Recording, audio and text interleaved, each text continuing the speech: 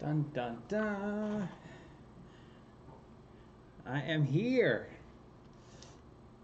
I like to try to remind myself to let the pre-screen go for 10 minutes.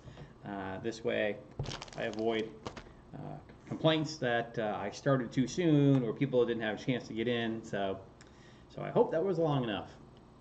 I also have the heater running down here, so if you hear something in the background between the furnace kicking on, it's cold down here. And I got a couple extra lights going on, so you'll probably see the reflection in my glasses as well. So what do we got? We got 8 people here already. Well, hello. Let's see. I see Willie's 3Ds here, Minnesota Maker. I know I had shot a message out to my buddy Keith to let him know, and we had to wait forever. Oh, you poor babe. So yeah, I've got the hot chocolate sitting here, and I'm looking at the instructions as far as what I'm going to have to do to, I mean, I literally have to go through about 5 bags of stuff to get the components I need to put the Titan Aero together. So that's going to be fun. But I think what I will do first and foremost is, and I wanted to show you guys what I got here, and I have the Caleb Powell high definition camera. You know, that's the gift that keeps on giving. So what I have here is, these are the spacers that I picked up from the hardware store, and these are going to be what replaces the bed springs, and I think size-wise that's going to work out quite well. And I bought the metric screws that the this Thingiverse E3D Titan Aero mount called for. Unfortunately, the instructions don't show a lot of how things go together, so we'll definitely be in full-blown MacGyver mode here as we go through this little build here. So I hope you guys enjoy. I'll be keeping an eye on the chat buffer as well. Let me throw that back over there. Ta-da. And I will give my usual greetings, saying hello, welcome. My name is Paul. This is my channel where nerdy is cool. And if you are not a regular viewer, well, welcome aboard. If you are already a subscriber, obviously you got the notification that I got the channel up and going right now and doing the live stream. Welcome back. If you didn't catch the live stream last night, the Friday night chat with Paul, that has been uploaded to YouTube, and that is available. One of our shorter ones, just under 2 hours. So a lot of content in there as far as all the topics we covered, from my Intel NUC to the R2D2 lifters, and we had a good discussion about the Oculus Rift. And I did include a link. It is an Amazon affiliate link, so anyone that's been thinking about buying an Oculus Rift on Amazon, if you hit that, the channel will get, like, I think 1%. So, you know, we'll get $1. Reminds me of that guy of the Geico commercial. You know, almost got your $1. So anyway, I have a desk full of stuff, and I was thinking in my mind what the best way to go about starting this was going to be.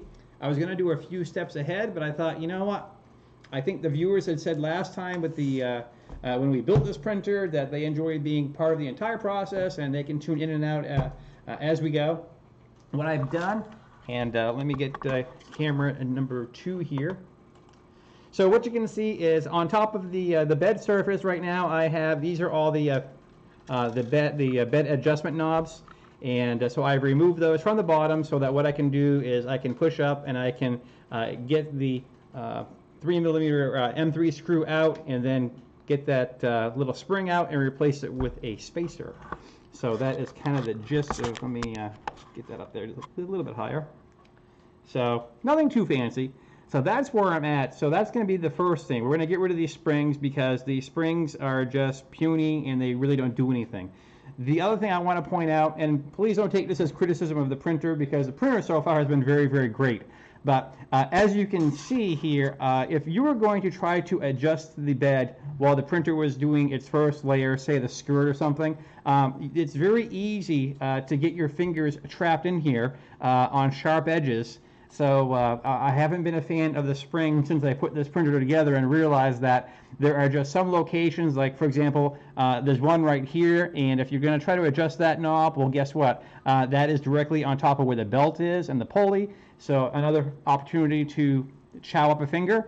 Same thing on the back half as well too. So, I mean, I am all for having, you know, the bed being adjustable with springs and what have you. It's just the location of where these things are, and the fact that the entire bottom of this printer is enclosed makes it difficult to do. So we are going to get rid of those. We're going to use these nylon solid spacers, as I showed you a second ago. Here's one of them, for example. And once we remove this, we will remove the X carriage, and we're going to replace it with a different one, and that's going to take advantage of the EZABL auto bed leveling sensor.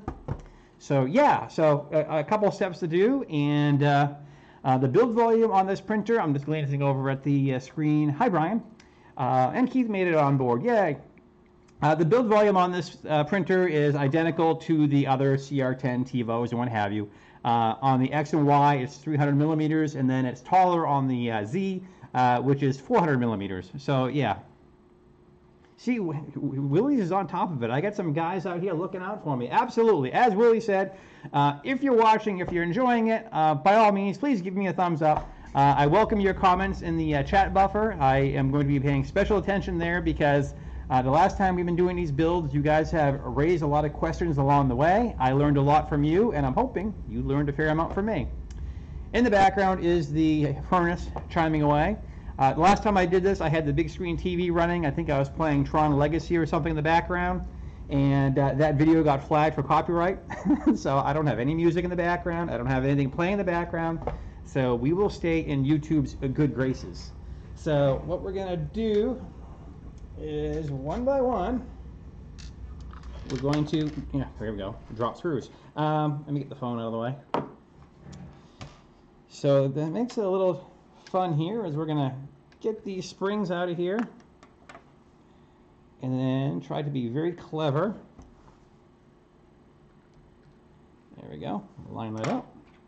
And right now I'm just dropping the screws in there. Okay, so there we go. There's one done, 7 to go. They're in awkward spots. I mean, that's just the way it is. I should probably shed my jacket, but I'm still a little bit on the chill side, so. All right, so here goes another one.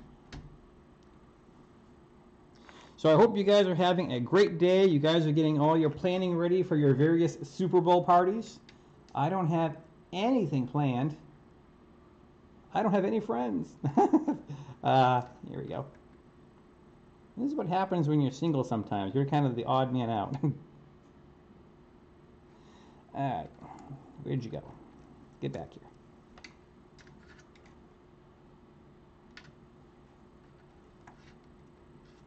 The joke we have going around here is you know, the Super Bowl tomorrow is the annual New England Patriots Invitational.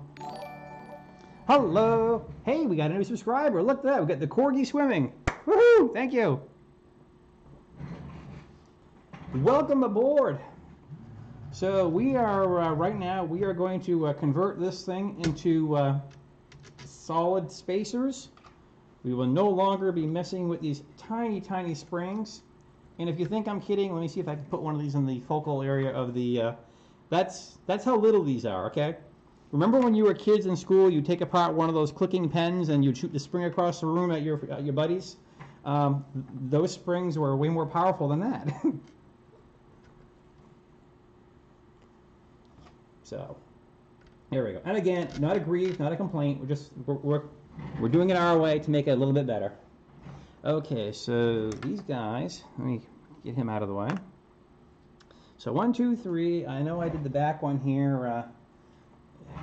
There's another one over here I have to get to.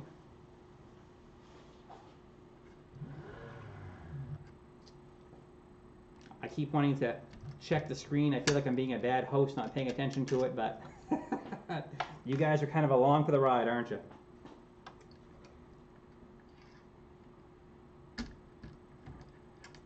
Oh, that spring just shot out at me. Let's get that out of here.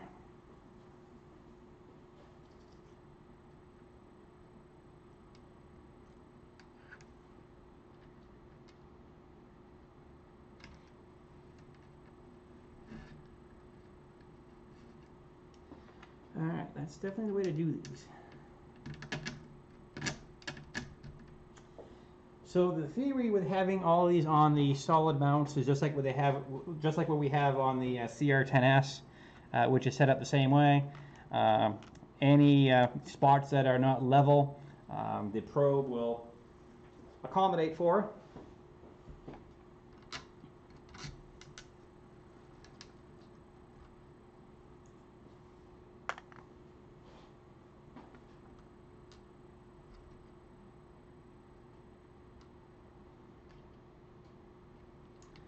Alright, and that means I just have these two others left over. There's a couple of things I'm thinking ahead. The Titan Aero, putting it together itself isn't too bad. The one thing that always frustrates me with assembling as a hot end is it seems like the where you want the wires to stick out never quite works out. It requires a lot of loosening of the nozzle and tightening it up. So I'm curious how much of that we'll run into. But I'm not going to get ahead of myself here worrying about that. The other thing I'm wondering about is the I know that the thermoresistor has a clip, and obviously I don't have anything to clip it to, so I'll have to take that apart. Alright, let's move the polypropylene here. Okay, last one is going in. The sad part about this is getting this from the hardware store. Each of these cost me 49 cents.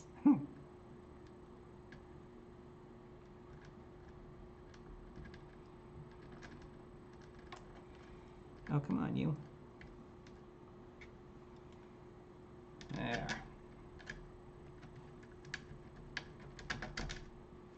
Okay. Now, let me just look at the camera and make sure I'm okay. So now that all of those are in, it's just a matter of, see, as you can see, it's the distance here, you know what I mean about it being enclosed here, it's tough to get at if you're trying to use the bed springs and make any adjustments while the printer is in operation. So we're going to tighten all these guys up, and then we can start dismantling the X carriage and the hot end. And the nice thing is those are largely all quick release. We'll just be reusing a lot of the existing wiring. And I apologize, let me jump to the other side here real quick, look at the chat buffer in case I have missed anything. Let's see. Okay, so, yes, summer out. You guys are lucky.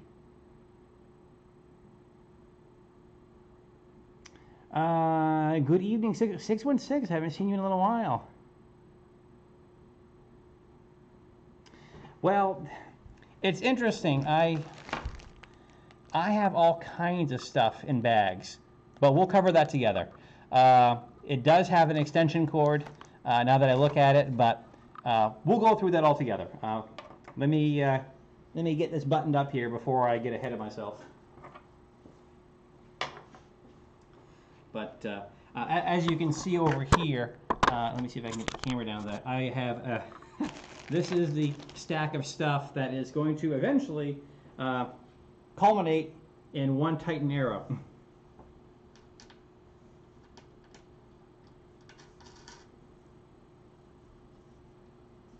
The one thing that's going to be a challenge, of course, is because it's direct drive, is going to be calibrating the E-steps.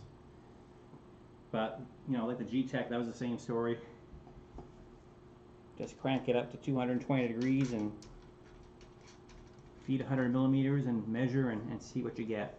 Okay, that one's in there good.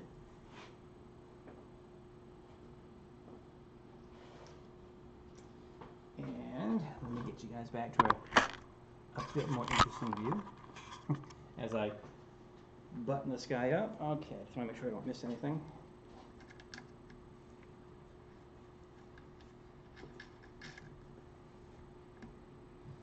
And I'm making sure to give them a good tug. What was interesting is someone else had messaged me recently. He said that he'd bought one of these kits and he had a problem with the bearings as well too. And recall we had an issue with ours during the build as well too. There. But no, it's been a productive day. Went over and had the taxes done. I'm actually not paying in, which is always good. On the other hand, that means I'm giving the government too much money for free.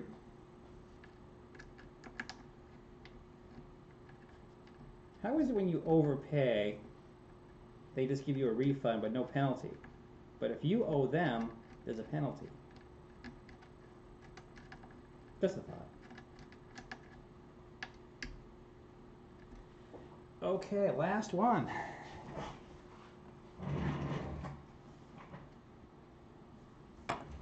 And again, like I said, it's just, imagine this print is running, that first layer, and you want to go ahead and you want to make adjustments to the bed. There is really, outside of sticking your hand under here, under moving parts, is not a really fun way to adjust this bed, in my opinion. All right. And I'm also following up and giving these guys each a little bit twist here, just to make sure they're all in there good and tight. There we go. All right. Let's go back here. All right, we're officially feeling a little toasty down here. The heater is doing a good job. And let's see what our next step should be. I guess probably what I should do for a next step would be, let's take a look at this great big stack of, I'm sorry, let me pay attention to the chat buffer real quick here. So let me show you guys what I have, and you guys will understand how much fun I'm having here. So what we have is, this is, okay, so this looks like this is the upgrade kit. So that is this. So let's start putting our pieces out here. So we know that obviously this is the Titan Aero. Okay. Wow. Nice shine. We're going to need the heat compound, so we'll keep that handy. These little baggies always come in handy for stuff. All right, so we got this. Let me just put you up there. All right, and this is important because this is the 24-volt stuff.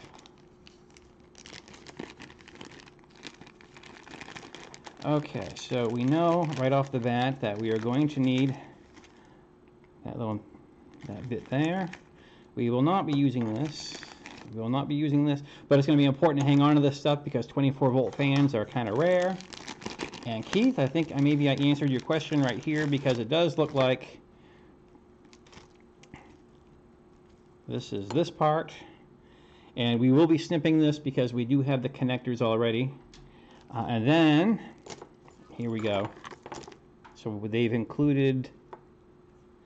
So what we can do, if my thinking is correct, and gentlemen, feel free to correct me. Let's see. So somewhere here, that's a cooling fan. Our thermocoupler.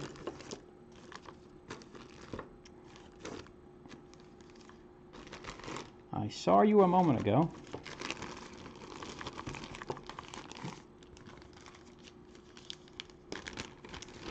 Okay, and here is our 24-volt fan. Let's just double check. Yep, you are 24 volt. Okay, so we got the heater, got the compound, and then here it is. All right, so we got this guy, and then this guy attaches to this. Yes.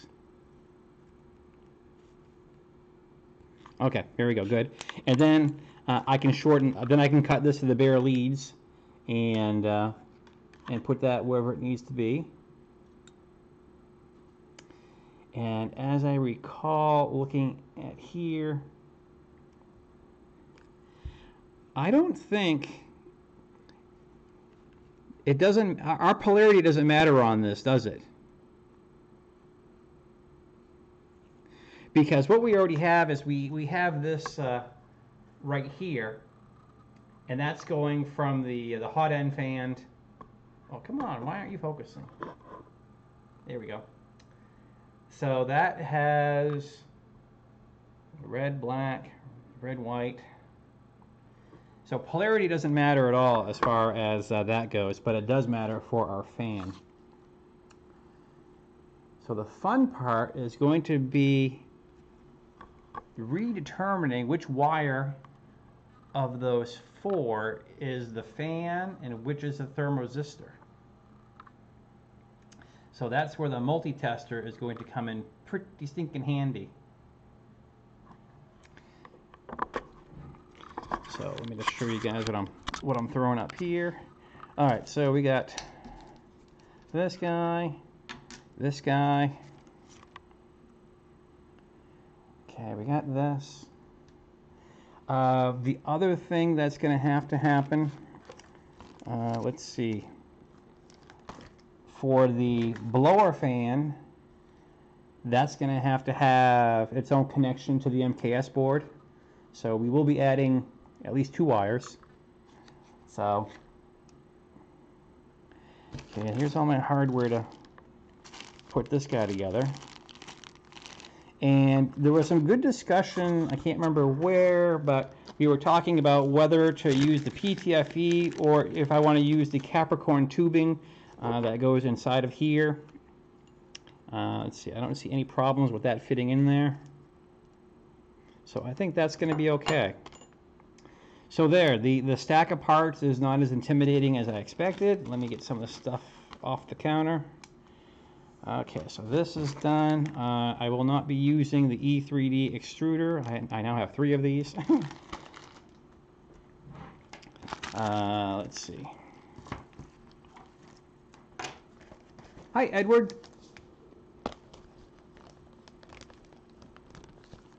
You said 1 continuous wire. Are you talking about the for the heater cartridge or the thermoresistor? I just want to make sure I understand you. I don't know why I don't have you on Discord. It'd be easier to talk to you.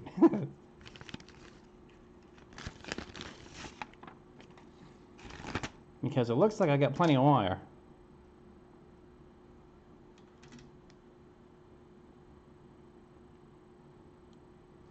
Yeah, I'm thinking I'm just going to snip this and use the connector block that I have in place since this is already, I'm sorry, I'm looking at a camera here and you guys can't see me. So what I'm thinking is, since this is already run through and we know it works and we know the wiring is good, I think what I'm going to do is I'm going to keep using this, but we'll see. All right, so let me see if I can clear off some of the stuff I got up here. I don't want to throw it away, but I just want to clear the desk a little bit here. There we go. Put it on top of the G-Tech. The G-Tech can be useful.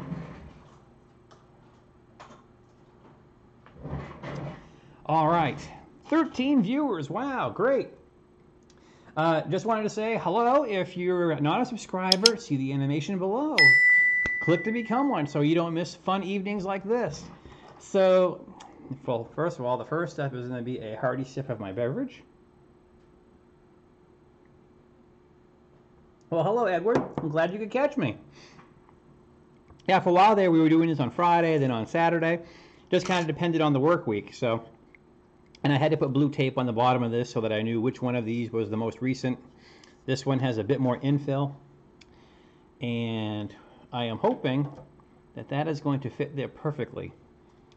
The one thing I'm not 100% sure about is I know this goes on like so, and somehow I have to get these little tiny nuts in the bottom.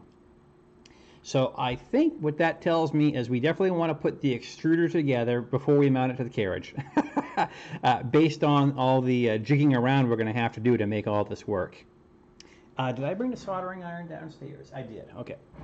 So if I have to do that stuff, I can do so. And I'm not interested in a maker box. I have enough filament sitting here.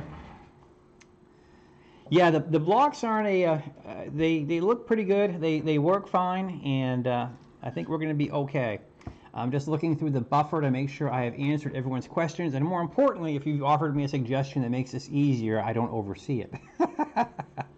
All right, so I'm hoping I have enough cable here on the cameras so they're not in the way.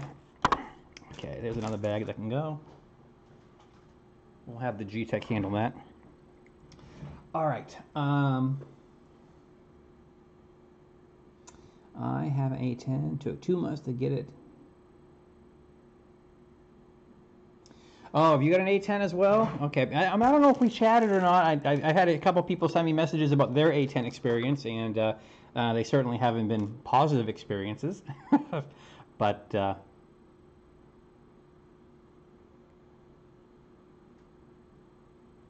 so there we go. So what do I want to do first? Let's see. I think I want to start removing some of the things that are currently up here. And I think the easiest thing to do is, let me get this camera in the right position. And there we are. Let's raise you up. All right, we got tons of cord back here. All right, so I think what we're gonna do, and we got our handy dandy little snippers here. We're gonna snip, snip, snip, snip, snip, and let's not snip the belt. There we go. All right, and with any luck, we can slide. There we go. So the X carriage should be free.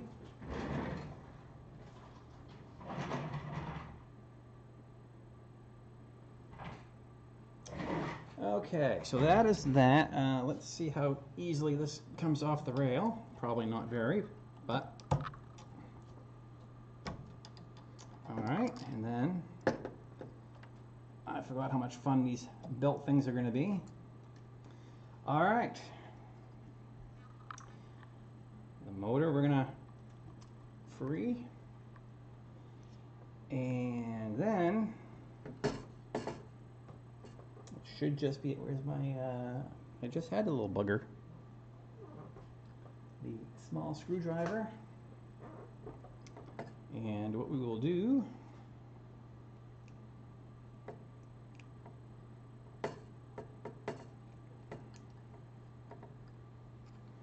wow, there is no doubt that I cranked those guys in there, which is good.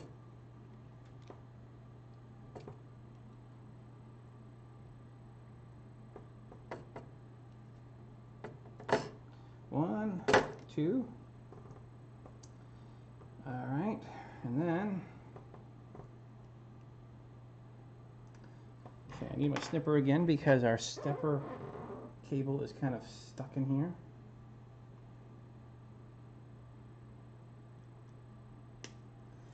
Okay, boy, look at this mess. Actually, I will place this camera here so you can see the mess a little bit better. All right, and then what we need to do is,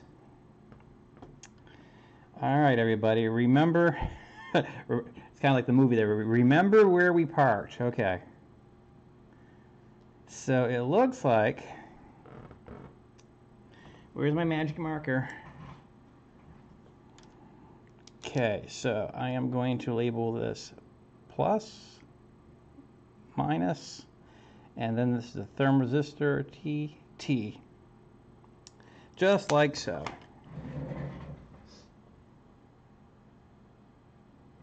Oh, no, no, no, no, we're not printing anything else. All changes are final now. All right, so let's see, we're going counterclockwise to open these guys up.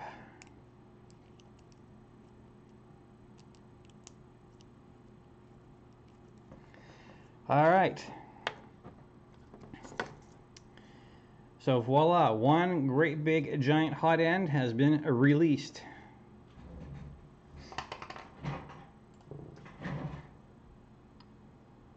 You know, what's interesting is, well, I mean, the stepper motor is still going to weigh the same. I got a scale here. I'm wondering what the weight difference is going to be. I suspect the Aero will probably be a little heavier, but I'm just curious. Let me, all right, let's set you to ounces. So the 14.6 ounces is how much the old setup is. So someone keep track of that. Oh, you guys already said weigh it. Okay, there you go. Yes. No one's asking me why I have a scale in my basement. Okay. So we need to free the stepper motor because clearly we're going to be reusing that. And let's see, what size are you going to be?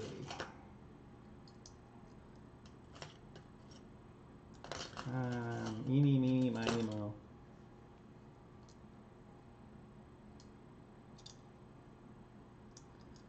Alright, and I've learned one thing is that if you have these tools that have the ball end, don't use them for any level of tightening. I've noticed on these China ones that I've received that they pop off very quickly. Fortunately, every time one's popped off, after a couple shakes, it falls out. But what a way to clog things up. Boy, I really wish my...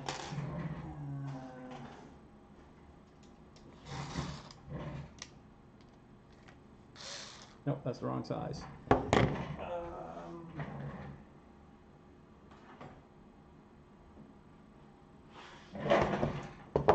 As the catch-22 here is by the time I find the right size, I could have already had it out by now, but it is fun to see.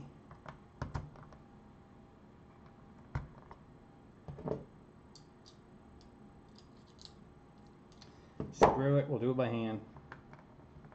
Seems like I'm always missing the one I need. And I would blame someone, but I live alone, so that would fall on me. Let's see, which one of these guys is it?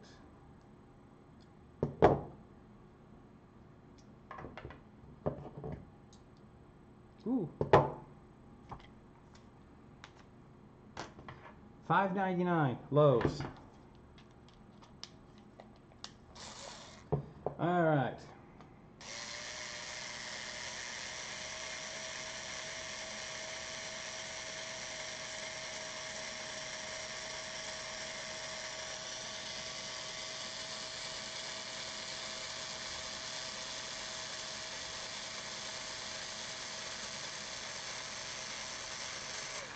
Boy, that's a long bolt.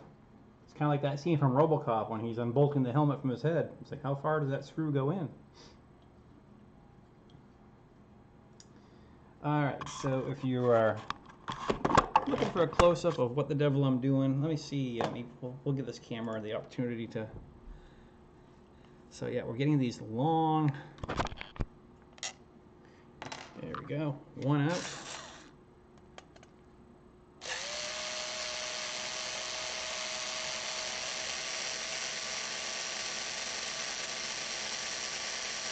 No, the battery won't die.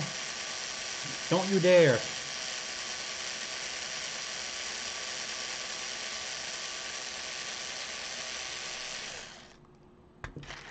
All right. No. Don't be tipping crap over. All right, then I got to get this stepper motor out of all this other crap that's on here. Okay, so I'm pretty sure we're going to be reusing these long screws on the Titan Aero install. Alright, so now it turns into how do I get this thing off of this? Well, I'm guessing more of the same.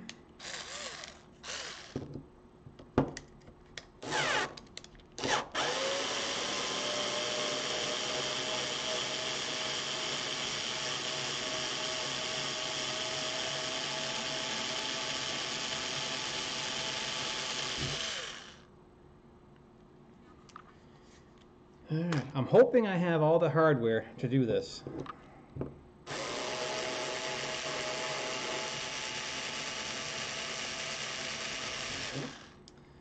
Alright, I'm just waiting for a spring to go shooting off over here.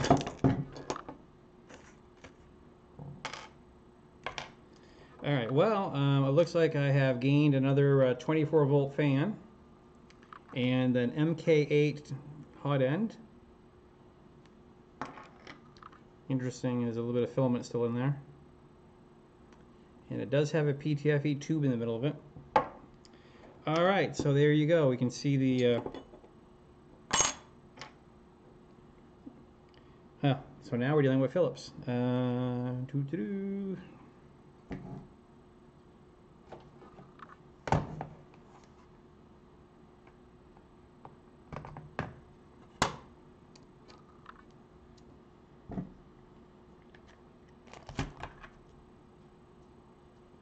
No, we're dealing with, what the hell have I got here?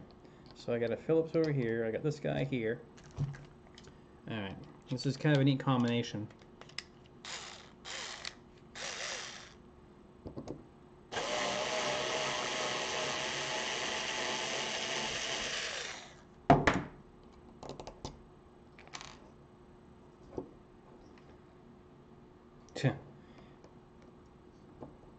Oh, there goes my, oh, there we go.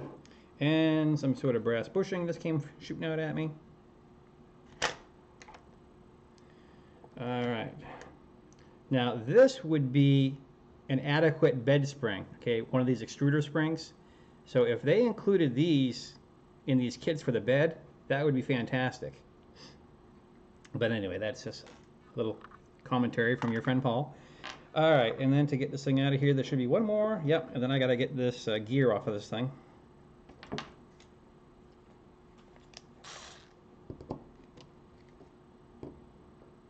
Really? You're a different size? Of course you are.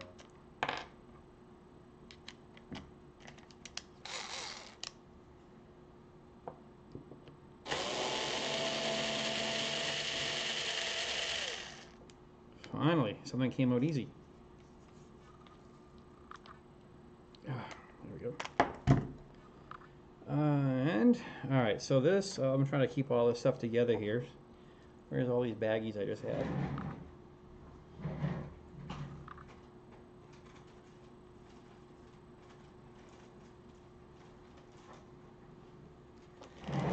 The thing is, I don't have the heart to throw this stuff away, so I always kind of hang on to it. I have all kinds of parts for an Ultimaker original and other stuff. Alright, and the extruder spring. And, oh yeah, we need to get the, alright, we need to get this gear off. The nice thing is I mean, we haven't done much printing on this thing, but there's no massive wear on this thing, so that's good. Alright, so let's see, what size? Yeah, you look pretty tiny.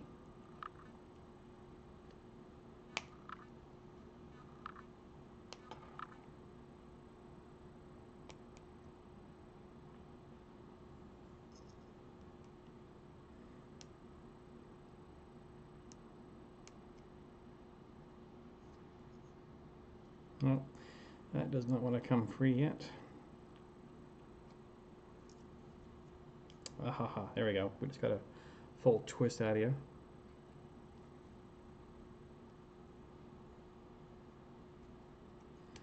And is there one on the other side? There is. So we're going to use the, what's that screw? We're going to use the same stepper motor. I didn't think to order a different stepper motor for the Titan Aero. I didn't think it would need one.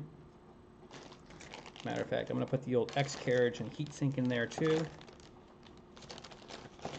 because you never know when these things might come in handy.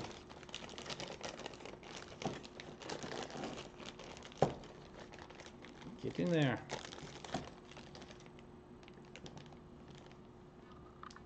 I can probably build my own printer. Exactly, yeah. I mean, I went through my spare part collection the other day and I was like, wow, I got a lot of stuff. How about a sip of a refreshing beverage while I catch up with the chat buffer?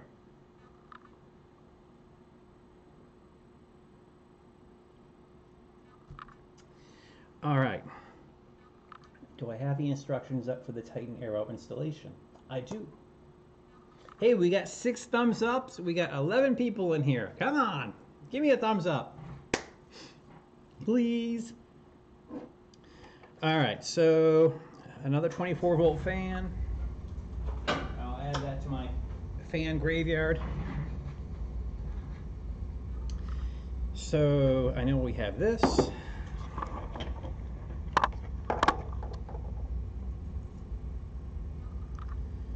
So I am wondering if I want to put the sensor in first, or the extruder. So here we go. So I'm not going to worry about messing with this too much yet, since we need to start putting together the Titan Aero. Hey Raul, welcome. You haven't missed too much. We have just started taking apart the hot end of the i3 Mega, and we're about ready to start with all these various pieces I have sitting here, piecing together the hot end for the E3D V6. So let me, let's see. Let me gather the parts here. And let's do this together. Let's look at the instructions and make sure I'm doing everything correct. All right, so I need to, let's see. I got stuff everywhere. So let me find. Okay, this baggie has most of what I'm looking for. All right, so I have everything in here except a hot end. And this baggie here contains, that's my bed level. So I'm not gonna go anywhere. Actually, I need to throw this in storage. So let me grab some more parts.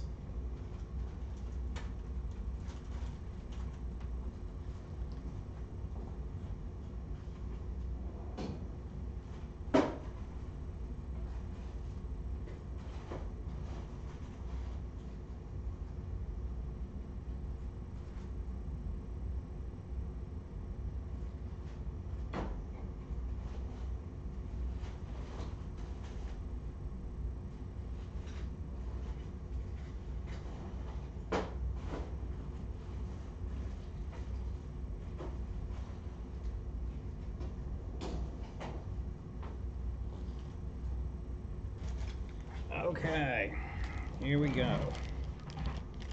Extruder kit, that's what I'm looking for. No, I got too many things of parts.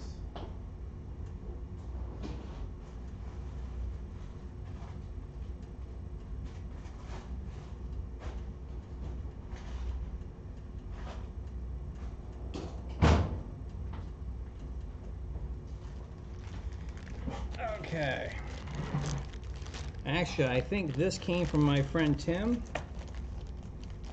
but it's all the same stuff. I think what happened, you know what? This is an E3D V6, and when I had a massive clog on my Titan Aero in the FT5, I stole the parts from this one. So that's fine. So I have another bag of parts. But these are all 12 volt guys, so I just have to make sure. All right, so there's the hot end I'm looking for. There's the heat break I'm looking for.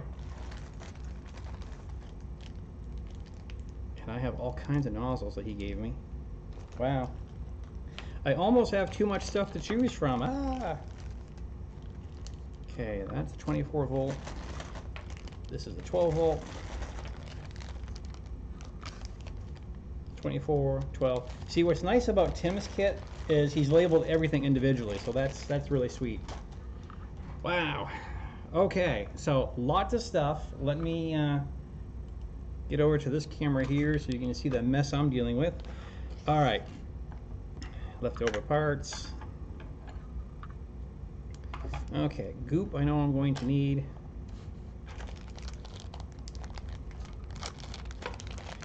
Okay, well, we know we're not going to be using that. I don't think I'll be using this, but I will be using that, and I will be using you. And by all means, if you guys spot an error, please, please, please shout it out. Okay, so I believe the correct orientation I want is this. This screw right here needs to come out because that's going to be where other stuff goes.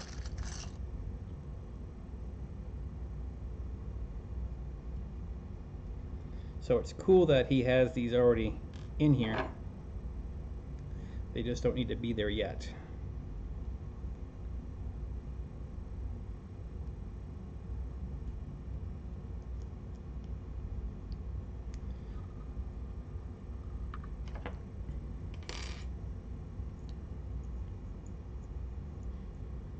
And yes, that background noise is my big giant furnace. Okay, so what I'm doing is, let's see, at one corner of my eye here, I'm looking at, okay, so this is supposed to be like this. Voila. Now, I've got a bunch of these. I've got silver ones and I got brass ones. So I don't know what he's included here. I'm assuming these are all the same size, but we will have to get a close-up and double check. And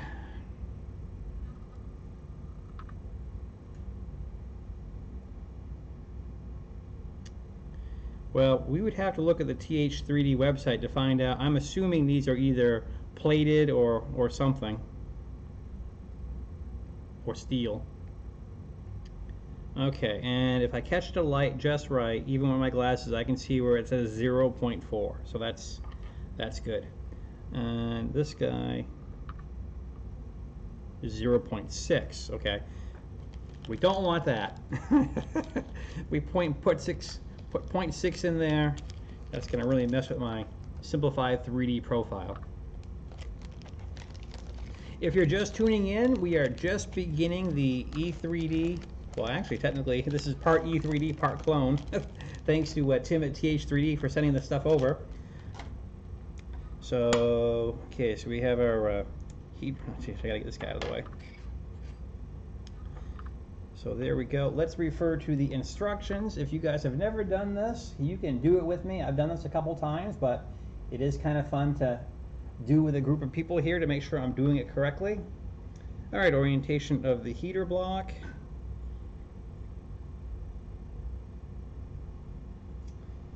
Okay, now that's interesting because a second ago, mine does not look that way. Wah, wah, wah.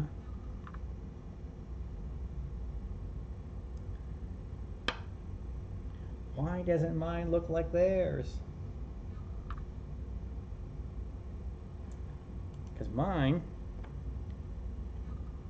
doesn't have 3 holes. It just has the 2. So if that's going to be a problem or not, yeah, that's what I'm wondering. Let's see. Because he did include a bunch of thermosistors, and that might be the difference. That's a good catch, Keith.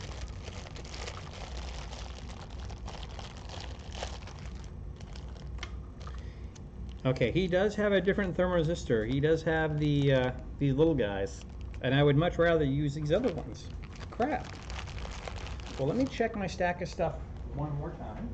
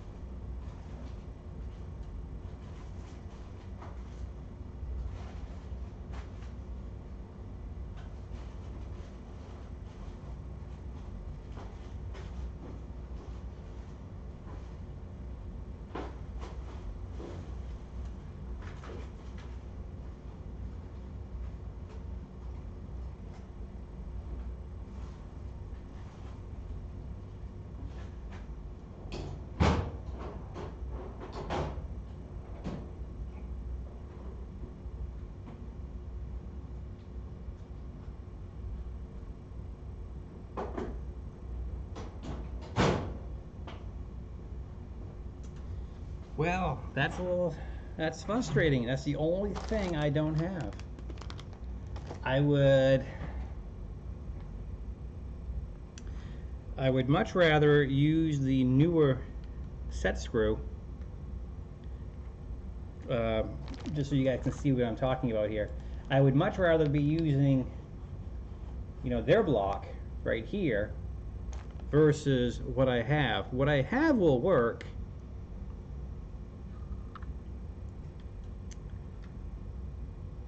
but it will not fit the thermal coupler. So this this upgrade may have to go on pause until I order the correct E3D part I need, because I don't like using the previous types. I don't like using those little tiny wires here. You can see them at the very top there. There we go. Whoa! These little tiny bulbs. I could, but I really don't want to do this twice. So that would put us on pause on this part of the construction here, which is kind of too bad, but it's not the worst thing.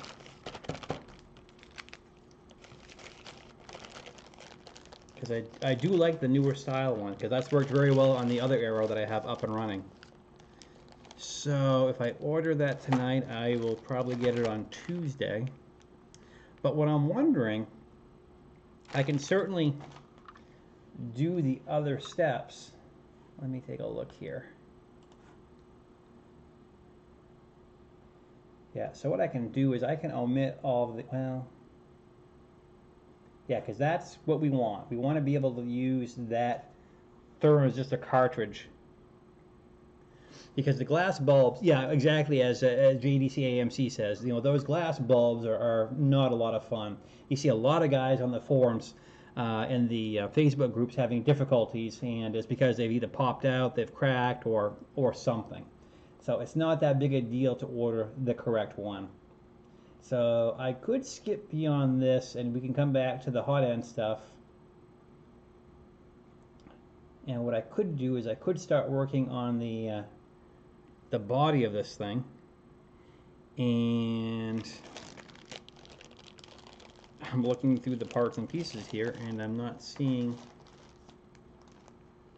It looks like I'm missing another piece. It looks like I don't see the pinion gear. That's what's weird about these upgrade kits, because they assume you already have a Titan extruder. Let me see if I can steal one from his kit. The more I mess with this, the more I'm thinking I should have just ordered a full Titan Aero. These upgrade kits from E3D are always a little incomplete, in my experience anyway. Alright, so I got this. I got wires. I got fans. I will give TH3D kudos. I mean, it's really cool that they bundle this all up together. I think he's a little bit cheaper too. I love my printed solid, but as I'm scrolling through the instructions, I'm just noticing that, hey, I'm missing some stuff. Yeah, I already stole from this kit, so that's kind of not going to work for us.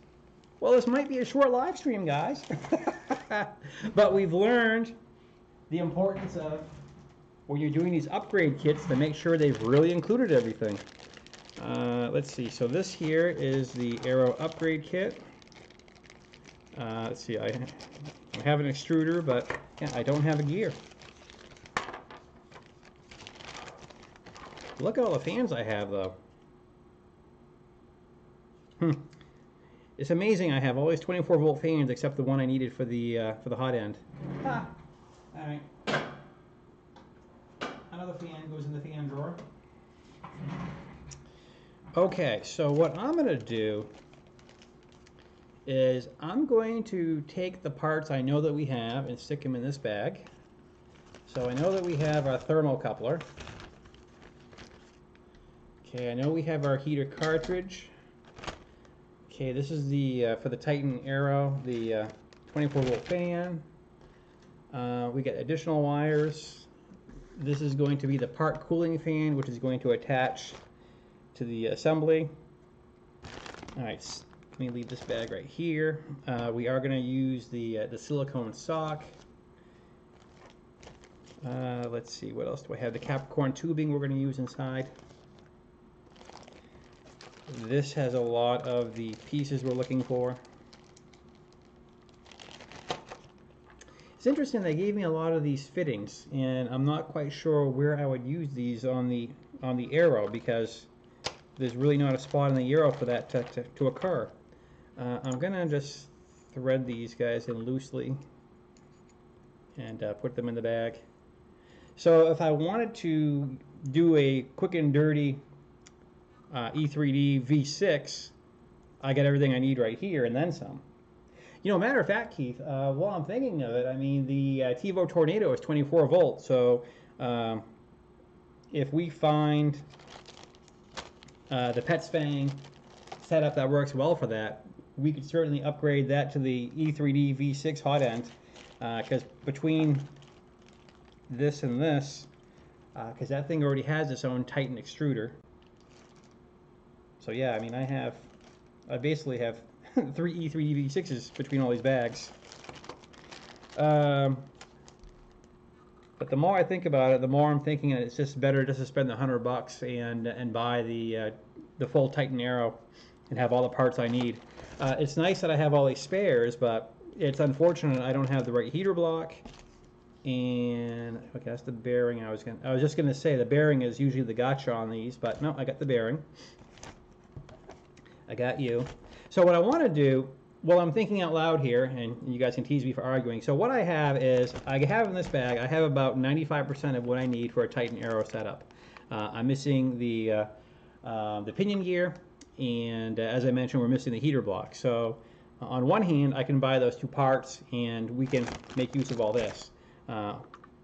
Or I can buy a whole new Aero, and those additional parts, and I have a spare. And it's always good to have backup parts.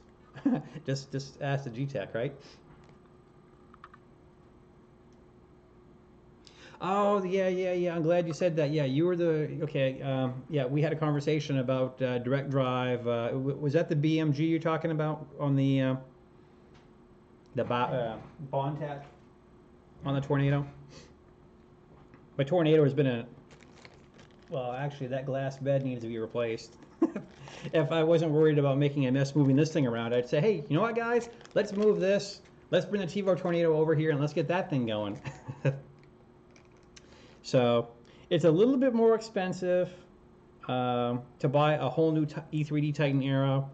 I may check TH3D's website because I like to buy genuine E3D. I like supporting the manufacturer, but people keep telling me they produce it open source. It's okay to buy clones. You're not hurting them not buying from them. And if I invented something, you know, I would want me to get the money. But this open source thing is a interesting setup. All right, so I can put the motor back up here. So I'm thinking that's what I'm going to do tonight. I'll check TH3D if he has a full Aero setup. Actually, let's do it together right now. Since I have you guys here, and hey, it's Saturday night. If you guys are hanging out with me, I don't have any hot dates tonight. There we go. Let's just say the dating world hasn't been tremendously fun.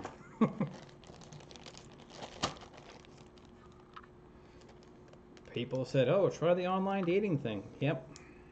One red hot mess after another. But let's be honest, what kind of prize am I? You know, hi, what's your name? Hi, I'm Paul. What do you do in your spare time? Well, I do a live stream. I have 3D printers. I have an R2D2, and I'm building a BB-8. And if they're still standing there after all that, that's the one. So anyway, parts. I'm amazed at how many fittings they gave me. Oh, nope, I'm good. I'm looking around here thinking, but nerdy is cool. You are correct. See, I put this off until this evening, and I'm kind of disappointed because I thought, hey, I'll be doing this for the next 2-3 hours. This will be a whole bunch of fun. And instead, I'm looking, going, crap, I'm 2 parts short. But let's go to TH3D. Let's check them out. How do you guys, actually, a question for the group. I have to adjust the camera because I was planning on building and standing, so I have the angle of the camera way up in the air. So let me bring this down a bit here. Sorry for the jiggliness. We were talking about virtual reality yesterday. Now you guys are getting it. Okay. Is this better? I have no life and you love it. Very good. Hey, we're up to 10 likes. I'm looking at the other screen here. Whoa, what's going on here? Edward, thank you for the $2. I appreciate that. Dun, da, da. Hey, you know what? $2. We're $2 closer to replacing that Titan Aero. I appreciate that. Thank you very much. Okay, so let's go to TH3D's website. I mean, come on, it's 14 of us. Let's raise a little hell, right? Okay, and let's... hey, you're looking at my hands. That's kind of creepy. There we go. All right, let's go to Shop Now. And what is this? This is the thing that drives me crazy with some of these platforms they use for e-shopping. I don't want to talk to you. I don't want to chat. Leave me alone. There we go. And I'm sure it's going to pop up again. So there. Well, hey, how about that? I didn't get my printer upgraded, but I am $2 richer. You guys rock. These lead through couplers, I just bought a couple of these. The CR10 I have in the corner that we're going to upgrade to CR10. S has the stock spring type couplers. And I've got about 900 hours of printing on that, and mine look kind of slinky-ish. So I have these, and I swear by them. Not at them, buy them. Let's see. So we are looking for, let's go ahead and search products, and let's go ahead and see if he has Aero listed. Okay, and this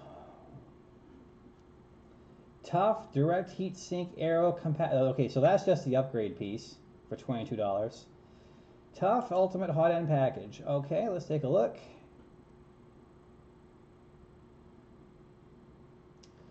All right, so this is everything and then some, and including the motor, which I don't need. I don't need the motor. I wonder if I should just be ordering the extruder. Sad to see an empty glass. I know, I know. Okay, so guys, help me. We're going shopping. Dun, dun, dun. So if we are missing... Okay, what did I say? We are missing the block. Let me write this down. I'm trying to speak to you guys. So we need the heater block. And we need the pinion gear. And I don't see where I'm going to be able to get that separately. And then if I buy this, I'm going to have even more duplicate parts. So, is there a way I can... Oh, son of a bitch. You know, this is why people get pissed off and go to different websites. Just saying. Oh, did you go ahead of me? Did you go to Print It Solid already? Okay. Just buy the whole Aero, huh? Okay, and let's see. Search, and let's go Titan Aero. Yeah. I wonder if there's any way you can just buy the... Now, the Aqua... you know, I'm sorry. I saw something shiny, squirrel. I'm going to go off topic. But if we're going to put a printer inside an enclosure and it's going to get really warm, that hot end is going to be cooled by just the enclosed air, which is hot. And these things fascinate me because it's liquid cooled. But then you have to run the cooler, the radiator, and what have you. But come on, we're nerds. When has that stopped us? So this is what we bought. We bought the E3D Titan Aero conversion kit. So my bad there. If you know, it's not an E3D V6 conversion. It is the Titan, and I don't have any Titans. So this is the guy we want, and the voltage. Now, interesting here for $109. Okay, so this is just going to make sure we get the 24-volt fan, which we already have. It's, you know, it's a kicker. It would be nice to have an extra one of these, but on the other hand, it's like it'd be nice to get out of this cheap too, right? So let's take a look at this. So for $109, we're getting all this stuff, and then with his package, sorry, that sounds wrong. Sorry, it's after 9 o'clock. Adult Swim. So this is the ultimate. For 25 cents more, you're going to get way more than you need.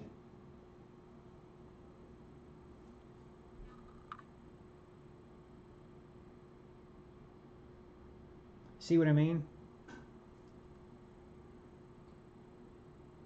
Because his clones are called, you know, the tough products. So what we would wind up getting is, can I click on this? Here we go. All right, so his setup is going to be everything. Oh, look at this though. I'm glad I clicked on this, but we're going to wind up with the wrong, and I don't see a picture of the thermoresistor, but we would wind up with the wrong block all over again, wouldn't we? Yes, we would.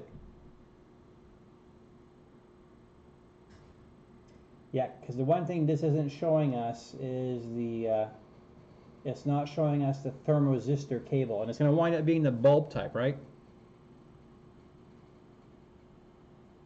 Stip ship. Ah, the comedians are coming out in mass tonight. Okay, so that's a showstopper right there. So unfortunately, that's not the one that we're going to want to get. The one that we're going to want to get is going to be the full Titan Aero, and that will solve all of our problems. And yeah. Well, the good news is I'm $2 into this thing. Let's see. Yep, so I can, I'll probably order that tonight or tomorrow. And from where he is in Delaware to Maine is generally 3 days. So I would get it fairly quickly. And we could do this again. Yeah, I think you're right, Keith. I think we'd wind up with the bulb type again. Wow. See, this started out with so much potential, and we were loaded for bear. We had everything, and then, oops. So, but that's okay. Like I said, I still would really like to be able to order. You know who else has a lot of E3D stuff is Filastruder.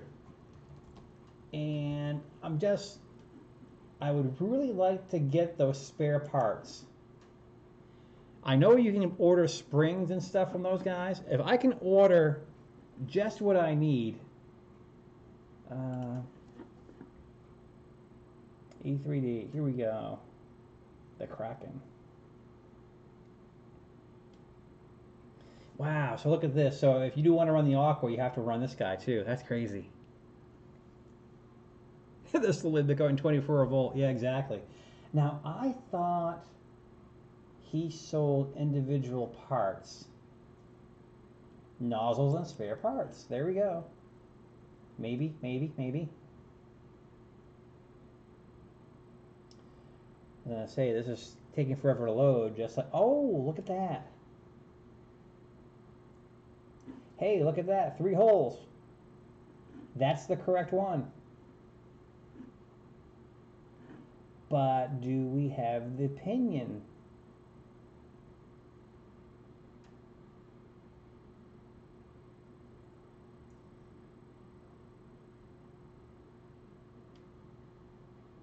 I mean, they even have the aero bearing. They have to have it.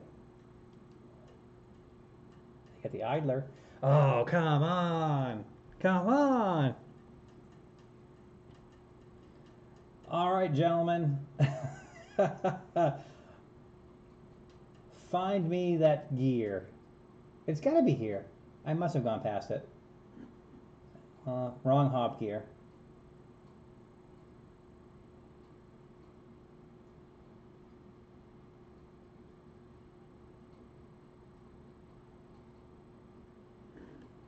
What do they call it? They just call it pinion gear.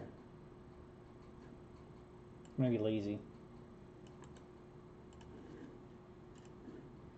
All right, let's do this. So there's our heater block right there. Pop. Sure. Add to the cart.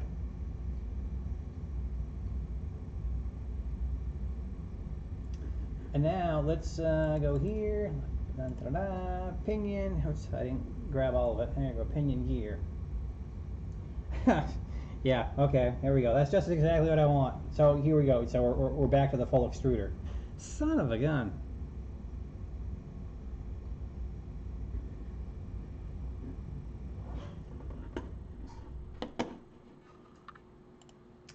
Get into 3D printing. It'll be fun, they said. All right, let's try a Google search for E3D Aero pinion gear. Okay, Filastruder has it right here if I link on it. This is crazy. Okay, so there it is. Okay, so I think I found the same thing you found, Keith. Okay, here we go.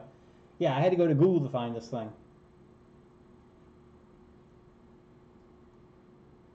Now, for the love of God, I think the E3D Titan pinion is the same one as the Aero. So, the only thing that's different is the. Come on, 2 things in the cart. Look at that! Look at that! And then shipping. Yeah, so let's find out what it would cost, say, because I'm up here in Maine, and calculate the rates. Oh, zip can't be blank. Oh, then I have to give away where I'm at. There we go.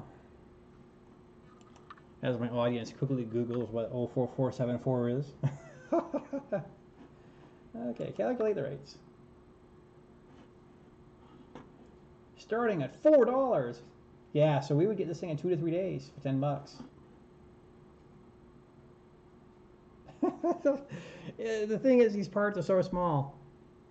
Yeah, you guys are great for finding this stuff. So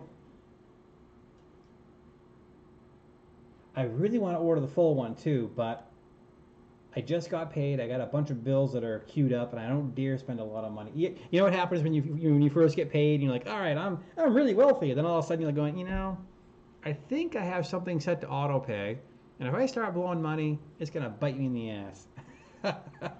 I am in Maine. I am in Maine. I am right across the river from Bangor. Hey, it's my hands. Hi. Let me get the right one. Here we go.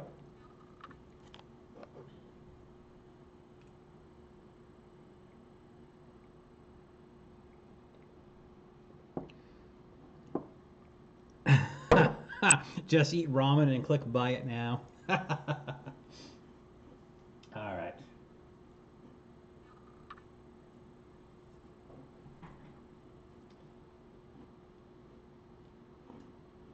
So let me click on that.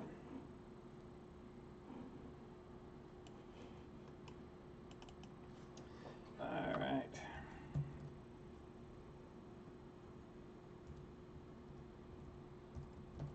Filastruder also has the duet Wi-Fi, you know, and oh, I love instant coffee. People think I'm odd.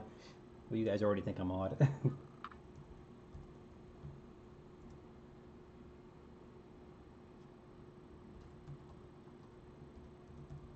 Sorry for the clicking in your ear here. Dun, dun, dun.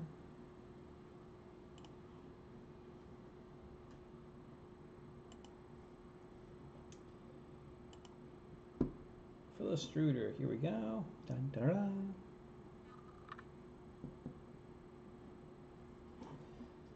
All right, so we're gonna go with the first class.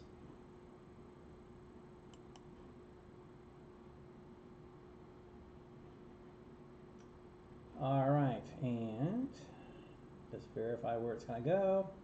I'm placing the order right now. So it's $21 in parts and $10 in shipping.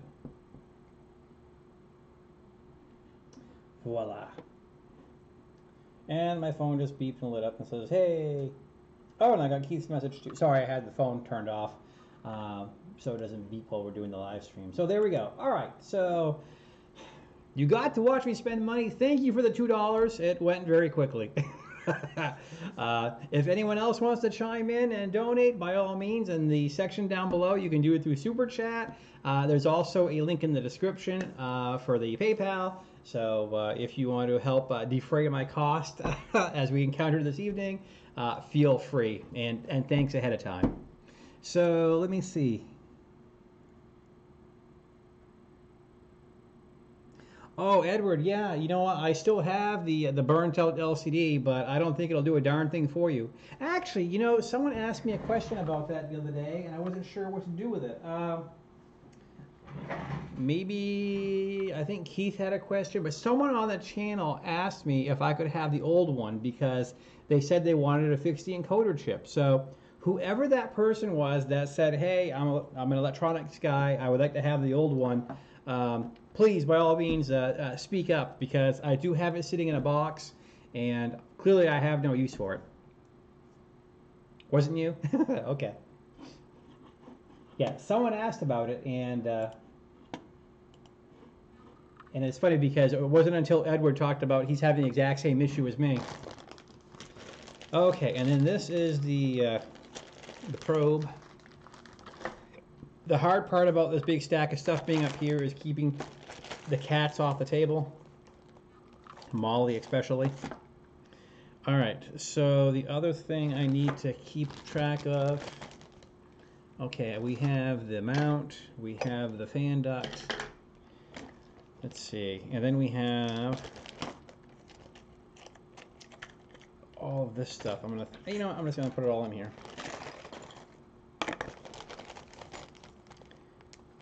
There we go. So when we do our next live stream, either on Tuesday and Wednesday, doing this build, I always give people a disclaimer, you know, barring, unless I win the Powerball this evening, I should be here. But there we go. So more upgrade pieces. I literally have, like I said, I got back here these Craftsman. I have another rolling one over there, and I mean, it's literally full of hot ends of various makes, various heater cartridges, and stuff like that. No. It's not that I'm trying to organize. This stuff right here is the stuff we're going to use when we get the delivery from Filastruder. This other stuff that we're not going to use, I'm just getting off the table, because otherwise one of the cats, Molly, likes to get up here and knock stuff over. So all I am doing is saving myself the frustration of picking it up off the floor. Because as you guys know, those of you that have cats, cats own the house. You just get to stay there. So, all right, so these guys are going to go here.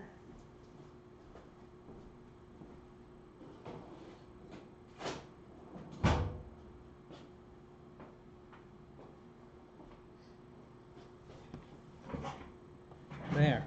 So I am hoping whoever was asking about the LCD screen speaks up or sees the replay of this live stream tonight, because I have no use for it. What did I do with it? I didn't throw it. I put it right back in the box.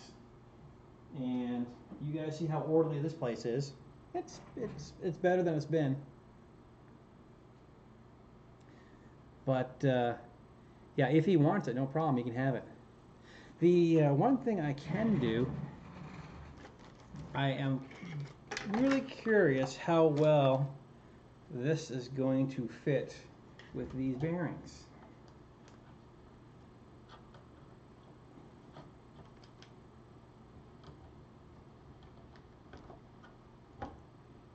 Ooh, Keith, like a glove. I wish it would snap in there. I wish I had a lot more force, but it's not as loose as I was expecting. And this was printed by the freaking G-Tech A10, which we have heavily modified with your help. So yeah, just when you want to hate that printer right to death, it's the one that printed these fantastic pieces.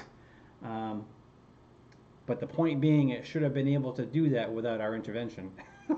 So yeah, so that's promising. That I mean, that comes right out. I mean, I wish it snapped in there like the other one did, but still, quite good, quite good. So that's going to be interesting. Yeah, exactly. So we've had one victory tonight.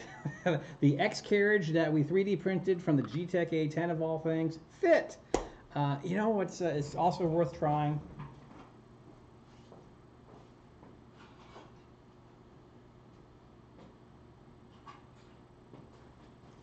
Because the Ultimaker took a few cracks at this too, but we changed how these were going to work.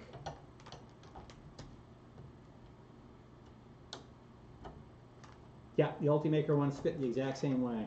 So we did several of these. So the reason I'm checking that, like I said, I just want to make sure that they're going to get a good fit. We wound up having to change a couple of things, how the probe is going to fit in that assembly. And I'm tempted to start assembling that, but it's not a whole lot of fun to install the Aero when you have other parts in the way. So there we go. I never dare throw these things away because you just never know when I'm going to need them. There we go. Oh wow, look, I haven't opened this drawer in ages. I just found a Microsoft cereal mouse. Wow, I should put that on eBay. That should be worth at least 30, 40 bucks, right? Cereal port? Wow. Here, let me take your picture, guys. Wow. Yeah, this is a very old junk drawer. That's what I used to use for PC building. I've got all kinds of ribbon cables and stuff like that for the old days of ATA drives and all the pre-SATA stuff. Good times.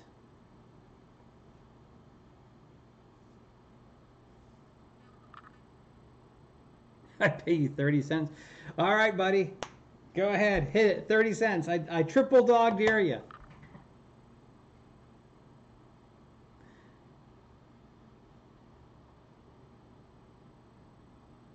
Now, I'm just looking through what Ed said. Ed, I'm wondering if you're having the exact same issue we had, and let me describe it for you, and you can let me know. What we were encountering is Keith had made changes, and bless Keith's heart, he's been instrumental in getting the firmware for the i3 Mega to work really, really well for me. He's well versed in Marlin, and God bless him.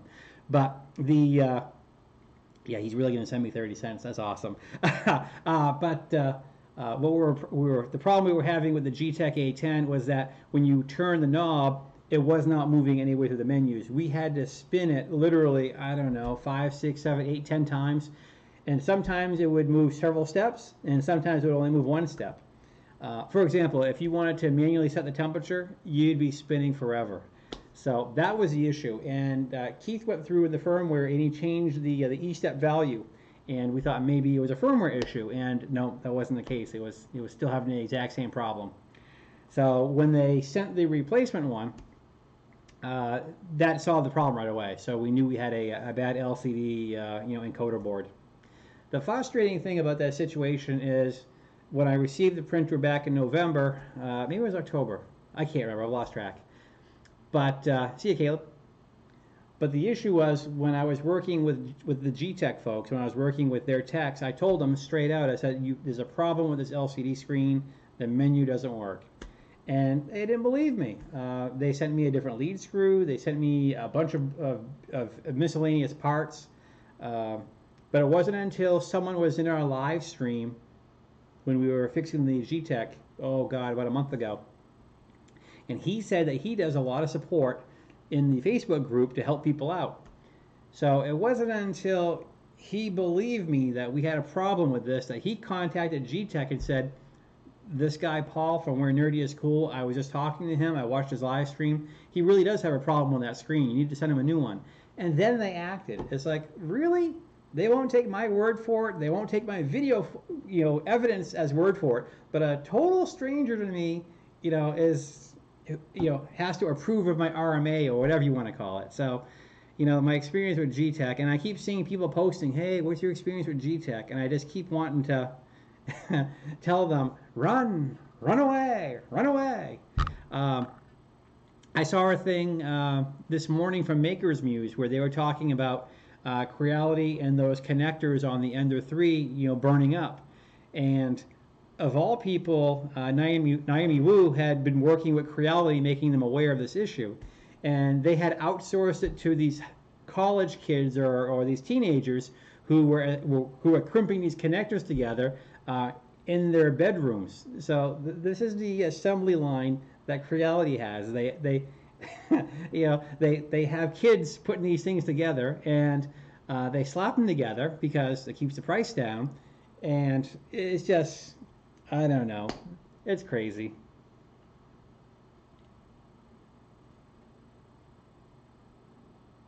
Okay.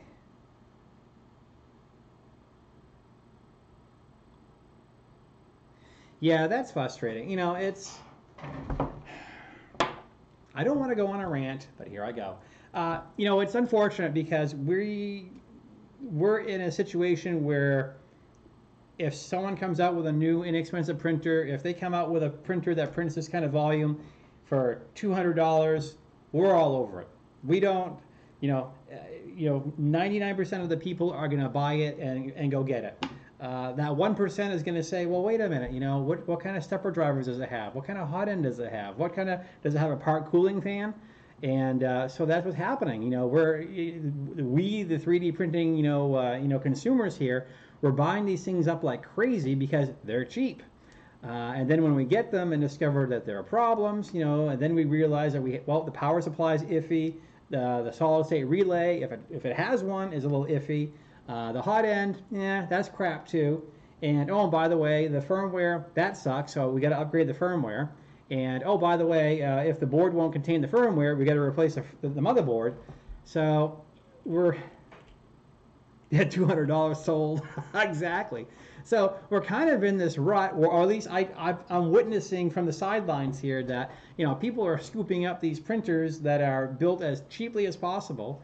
There's absolutely, you know, no customer support involved, and they just hand it off to the Facebook group. And we are helping each other because the company is just couldn't care less.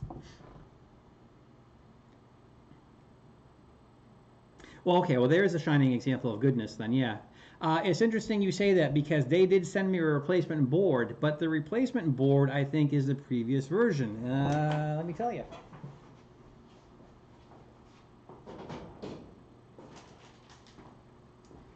Because in my situation, I couldn't, yeah, it's still sealed up. My board, GT2560 Revision B. And the one that's inside there is Revision A. And, you know, it was really weird because up until this new laptop, this is the only laptop that can connect to the G-Tech. All the other laptops I have 3 other laptops, they can't connect. Even the PC down here, that couldn't connect to it. It was having problems with the drivers. So, and that's the other thing that drives me crazy is they're using crap UARTs. So, yeah, so I've hung on to this board because I just thought, well, it's spare parts, and if this thing goes up in smoke, which I expected to do at any time, I have this spare board just in case.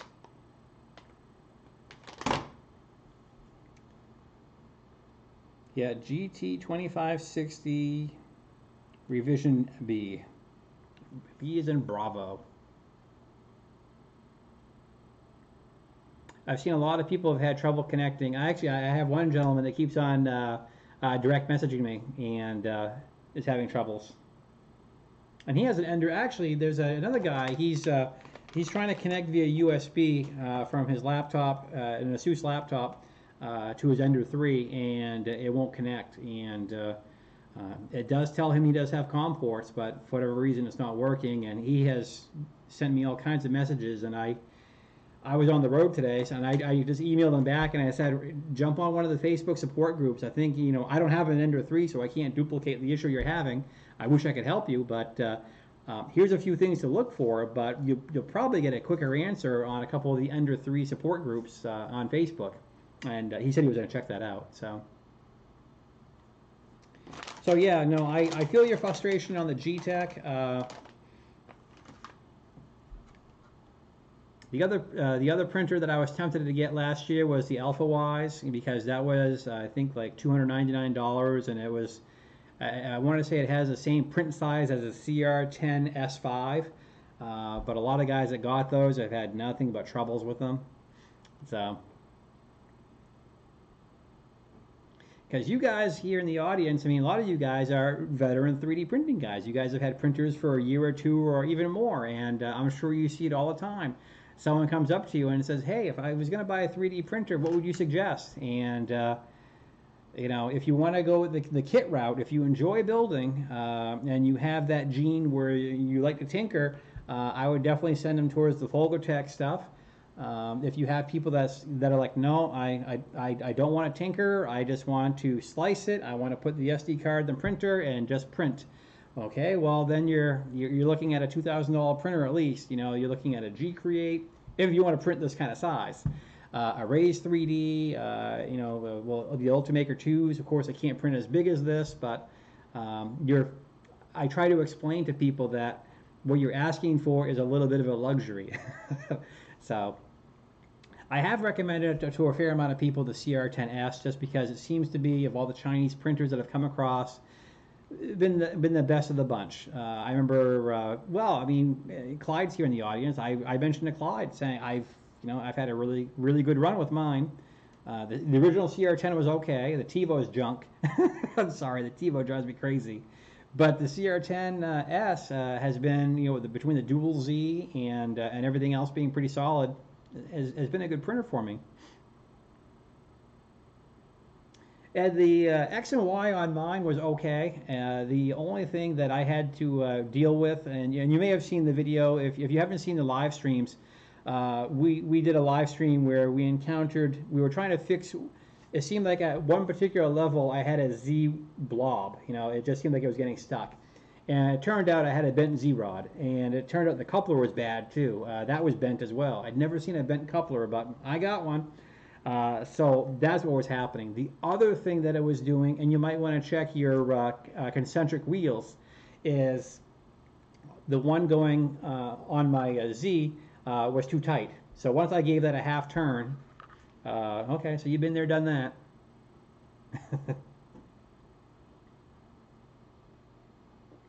That's interesting. Wow. Well, the Filastruder order has been made. Let me see. Yeah, there we go. I got my receipt already. Yeehaw.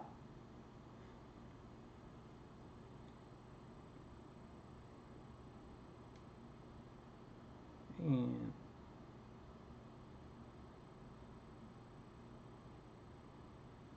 okay, reply sent. So, yeah, you know, it's the G-Tech I struggle. I try to find the positive in a lot of these situations. You know, the FT5, for example, I haven't gotten nearly as many prints out of that as I'd hoped to, but I like the design. I like the fact that if I have questions, John Folger answers me very promptly. I just need to invest in a few more parts and pieces, and then I can take that guy apart and upgrade it, and then I'm hoping after that it'll print awesome. The TiVo Tornado, I don't know. I mean, my friend Dan, I know Keith is a fan of his because it's the 24 volt. One of my friends, he mentioned that when he took his control box apart, he was a little iffy about how everything was wired together. No, you're fine. You're fine. I won't ask why you're typing with one hand. I will beat all the other viewers to the punch on that. But yeah, so I'm curious to get that electronics panel apart again for my TiVo. I had to increase the voltage on one of the stepper drivers, and everything looked okay in there. But I did notice, and I don't have a lot of time on the TiVo. I have maybe 30 hours on it, and the power supply is already making noises, and the fan in there is making noises. So it's just crazy that these printers don't have a lot of time on them, and I have to replace parts already. But that brings me to, I need to remind myself to ask Keith about, since we have an E3D V6 available, we could certainly wire that guy up. Yeah, the PS2 and SSR, you know, and TH3D sells those. So once I get some of my bills taken care of this month, and actually, I should be getting a direct deposit here in a couple weeks anyway from YouTube. So, hey, I can throw that towards some more parts.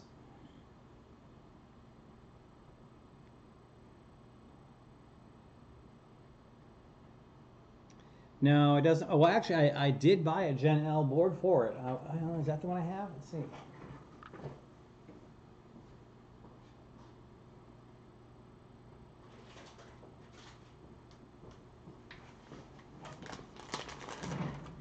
Oh, we've had this discussion, yes. So this is the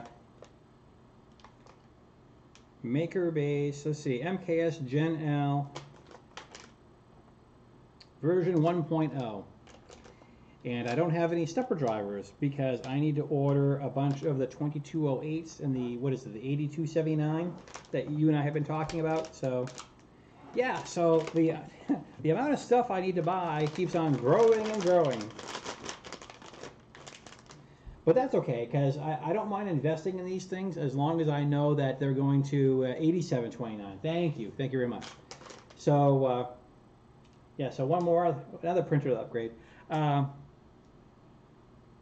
So on the topic of the TiVo Tornado, so as you saw from my big stack of stuff there that I have a bunch of those E3D V6. I don't like those bulbs though. So I should probably buy a genuine. Man, I should have done that while I was on Filastruder.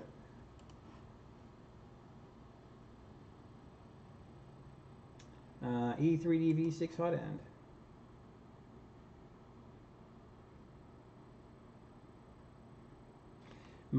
So are you using the stock extruder on that TiVo Tornado, or is that the one that you put a Bondtech on?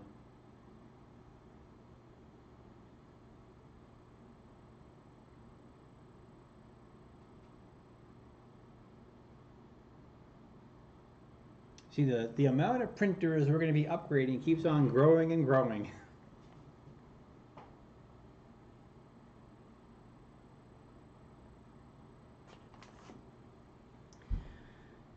Let's see. No, I run an E3D V6 direct drive. Well, where in the world is that? So you're not using the extruder that came with the TiVo Tornado? Because that's supposed to be the clone, right? But if you're running an E3D direct drive...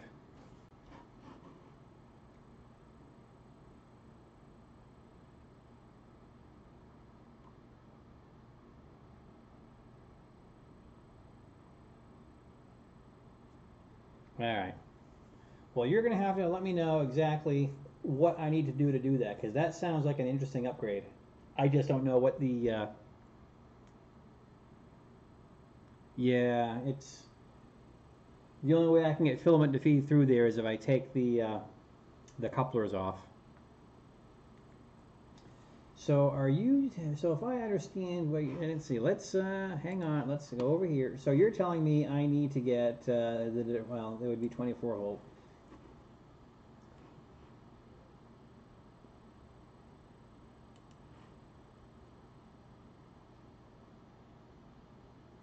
Okay, those are my arrows. So you're telling me I would need this guy, right?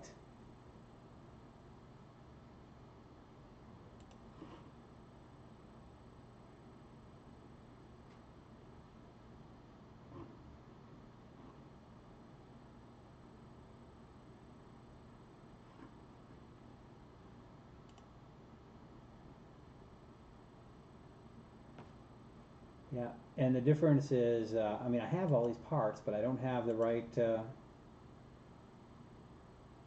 You know, this might be another situation where I have everything except...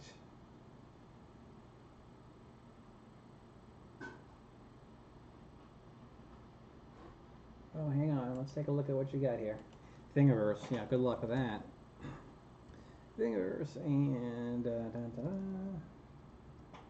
Alright, so you came up with... yeah, because that's what I want to know. You're talking direct drive here, and I want to make sure I understand you.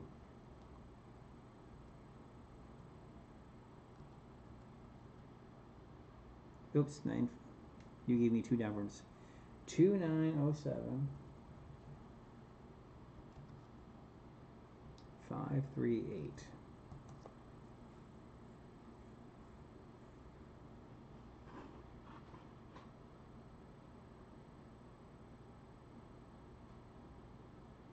Oh, this guy. Yeah, but the instructions on putting this damn thing together is a red hot mess.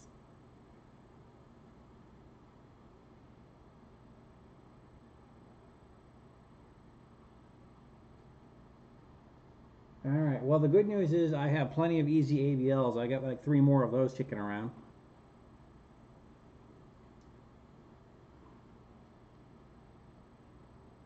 Okay, so we would want files to print Titan Direct.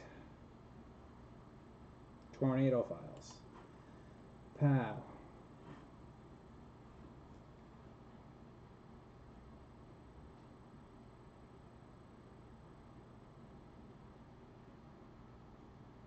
So that's a matter of figuring out. So we have EZABL, so we would want, okay, so we want that file.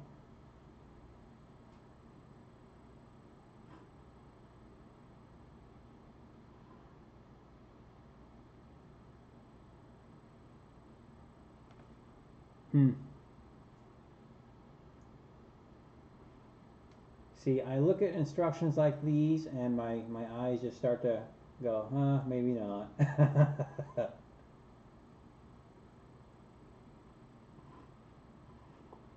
Oh, BLT. I would love a BLT right now. Oh, it's BL Touch. Sorry.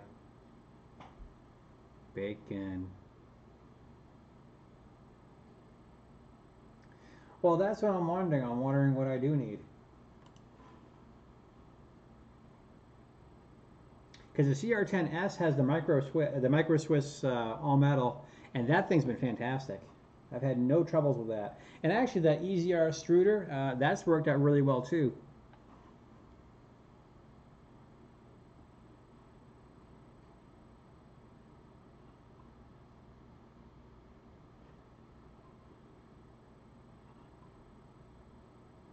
Okay, so here's my pet peeve. Okay, so here's his release notes. And then there's no information. If I want to print these, okay, you know, how much infill, you know, what resolution, do they need support, where's that? So my frustration with his stuff is he doesn't provide you, and you got to go dig through 145 comments to find the answer.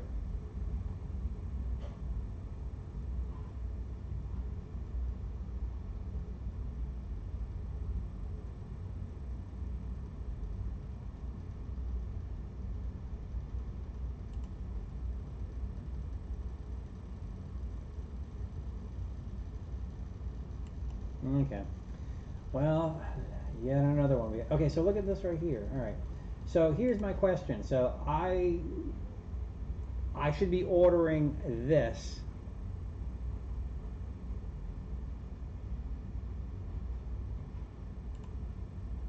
The 24-volt version. Now, I wonder if they sell the whole package, you know, the extruder and the hot end. Well, maybe not.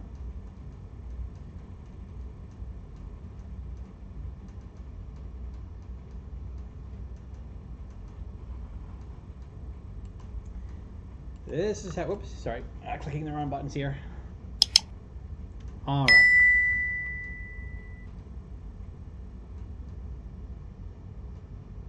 There goes my furnace again.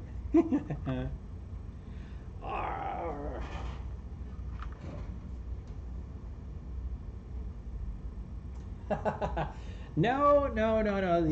We're not building the extruder because it turns out we are missing the pinion. I have been sent multiple extruders, but they are missing that. The other issue is that we do have a heater block, but it's going to use the bulb type thermistor, which we don't want to use. We want to use the barrel type. That is a newer design. So what we did is we went to Filastruder and we ordered the 2 parts that we need. So those are probably going to show up either on Tuesday or Wednesday.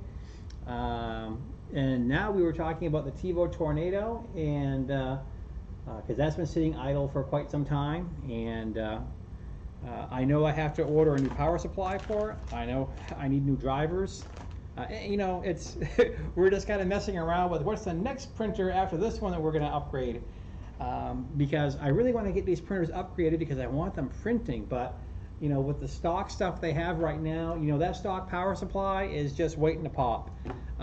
Same story on my FT5, and so I need to get a Meanwell power supply. I need to get an SSR. I need to get this new motherboard installed. I need to order drivers, and then once we have the control box all situated. Then it's a matter of, okay, now let's get rid of the stock hot end and extruder.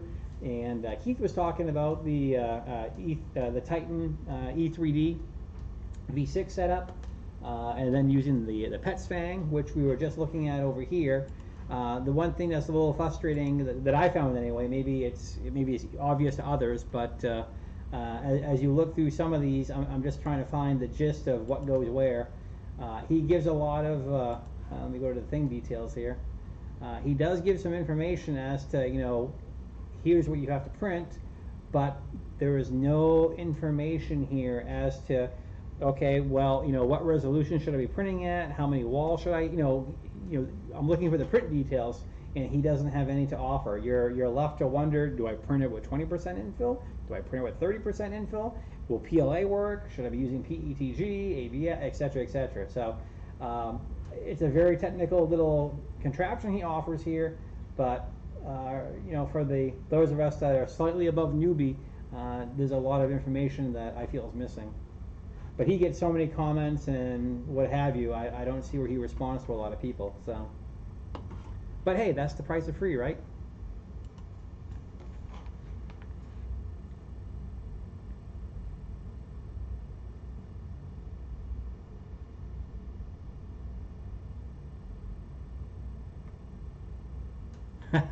That little box behind me over here, that's my Ultimaker 2 Plus. That's my tank. No, the Ultimaker 2 is awesome. It just can't print the larger print sizes that we are looking to get these other printers to print with. But because, like I said, when I look at these Thingiverse pages, you know, with my background being, you know, as a technical writer, and I think others are also share this, you know, kind of occupation. When I see missing details, it's a little tough. Yeah, nope. That's the Ultimaker 2 Plus. That's my baby. That was my second printer. My first printer was the Ultimaker Original. That was a kit, and learned a lot, and had a really great time building that. And unfortunately, my timing was awful. When I got my Ultimaker Original, 3 weeks later, they came out with the Ultimaker 2. Which I would have definitely bought instead of a kit. The Ultimaker 2s are fantastic. Actually, I have a lot of people that ask me about them, and I said, look, I know the price is high, but you know, there are some people, they buy Volvos when a Subaru will work just fine. Let me show you right here, and like I said, this is one of the best kept secrets around here, and I'm going to share it with you. Fabricate, FBRC and the number 8, these guys have factory refurbs. So if you're looking for refurbished Ultimaker 3s or Ultimaker 2s, I mean, they're sold out right now and they go quick. But what happens is you're getting them with a 1-year factory warranty. Fabricate is located in Tennessee, and they assemble the Ultimaker printers for North America. So if you buy an Ultimaker, it's not coming from the Netherlands, it's coming from Tennessee, because that's where they assemble them. So you can save about $500, and you can get these printers, and there you go. That's a 2 Plus. Every now and then they have Ultimaker 2s, which is even cheaper. But I want to say these guys go for $2,000, whereas if you're going to buy one brand new, I want to say they're still $24.99. And I can tell you, I had a bunch of Ultimaker 3s here for a while. Those guys sell for $3,500. Ultimaker 3 is a hell of a printer. Dual extruders. The thing with dual extruders is if you're going to print anything, it's going to take a whole lot longer because it goes back and forth changing out those nozzles. But I got to tell you, I am an Ultimaker snob. I really like what they do. They do a great job supporting their product. And I'm not a fan of Cura. Cura to me has really fallen downhill quite a bit lately. It's such a mess to work with. But these guys make solid hardware. No one likes the price when I mention them to them, but that's the page I'd keep an eye on, though. Like I said, if you got the spare money, fabricate.com, and they also have other stuff in there too. They have a lot of parts and filaments and other stuff you can get. They do protopasta and some other stuff. I usually buy all my Ultimaker brand filaments from these guys. If you're using Ultimaker filament, when you're using Cura, if you use their pre-built profiles, it's just set it and forget it. It's just that easy. And yeah, no, I don't. No, they use 3mm. Technically, they use 2.85. And I kind of crack up because people are always telling me, "Oh, there's not a lot of manufacturers that make 3mm, and you're better off getting 1.75." I like 2.85 because I started with 2.85. I have never had filament break at the extruder. I've noticed that with 1.75. If the filament is out for a while, sometimes it'll break right in front of the extruder. Whatever. I know there's been people that have inquired about, like with the Ultimaker 3 or the Ultimaker 2, they think that maybe they can, what did they do? They were trying to get 2 extruders in there using 1.75, thinking that because it's thinner and smaller, you know, they could do dual extruders on it. And there's some people that have done kits like that.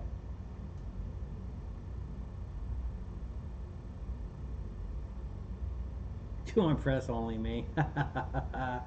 Yeah, oh no, you go on eBay and you search for Ultimaker and there's all kinds of the Chinese Jennies or whatever, you know, that are, you know, look identical. The Ultimakers are open source. They hang on to their stuff for 6 months, and then they list all the parts and pieces of how they made their printers. So they actually have a patent for a couple of things, but which was very controversial among the Ultimaker community because they kicked off with open source. Why would you do this? But they make a hell of a printer. And that's why when people ask me, hey, you know, we're looking to put 3D printers in a classroom, you know, what do you recommend? A cheap Chinese one, or should we spend more money for the Ultimaker? Do the Ultimakers, you know, do or whatever, you know, or the Lulzbot makes some really nice machines too. I recommended them as well. They wanted to print a little bit bigger than the Ultimaker. Good stuff. And then I have them talk to Printed Solid because, I mean, those guys have been in the business for quite a while, and they've dealt with educational facilities and such, and they can certainly help entertain and support that audience. I don't, you know what, for that comment, I'm charging you 30 cents.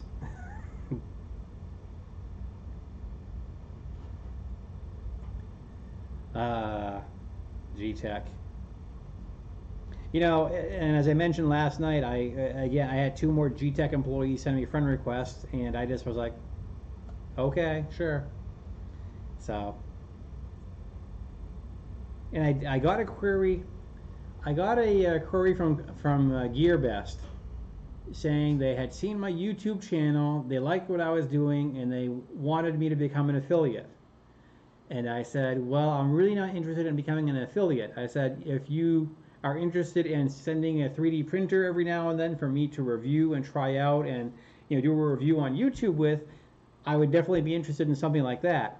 And she wrote back and she's like, well, you know, I'd have to look at your YouTube channel. And I'm like, well, wait a minute. You wrote me saying you found me on YouTube, you liked my content, you liked my channel. So what the hell? So caught them in a lie from the get-go. And then they said that they were too nervous to send me an expensive printer because I don't have enough subscribers. So I just politely told her I didn't appreciate her lack of forthcoming that she had not checked out my YouTube channel, and I am not interested in doing anything with them.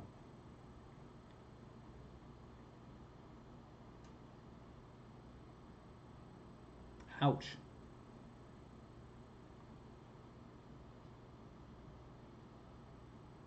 Yeah, I'm not, you know, the only affiliate stuff I do is, for example, if I post a link in any of the videos, you know, I'll post the We're Nerdy is Cool affiliate link because, I mean, that helps the channel. I mean, we don't make a bunch of money. What have we made on Amazon? I think on Amazon, and their billing cycle is really late. I think we've made $60 or so on Amazon links. Because I have a couple videos where I posted links for like camera equipment and some other stuff, and the Oculus Rift and some other stuff recently. And because it's the electronic category and it's the lowest commission rate you can get, it's like 1%. So it takes a lot of hits to generate any kind of revenue. So where Nerdy is Cool is making about, you know, every 2 months about $60 from Amazon affiliate links. And every month from YouTube, it's making about, where was it last time? I think it was about $120. So, you know, I'm certainly not a big channel, but I am thrilled that, you know, Where Nerdy is Cool is starting to develop its own little bit of income here, so that when it's time to order parts and pieces and what have you, there's a little bit of money there. So that's awesome. You know, I'm not a big channel like some of these other guys, but I like the fact that you were gaining on average between 8 and 12 subscribers every day, so that's kind of cool. So, do I want to be as big as, you know, the Barnacules Nerdgasm or, you know, the 3D printing nerd? I don't know. I'm having fun with what I'm doing, and if people find me and they enjoy the content and they enjoy the live streams like this, more the merrier. Jump on board. But, hello. Oh, you son of a... $1.30. Wow. Look at that. Look at that.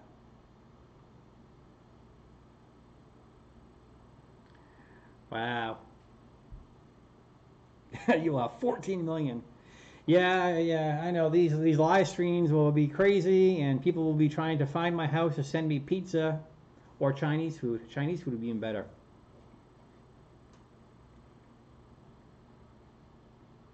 Oh, did you see Joel?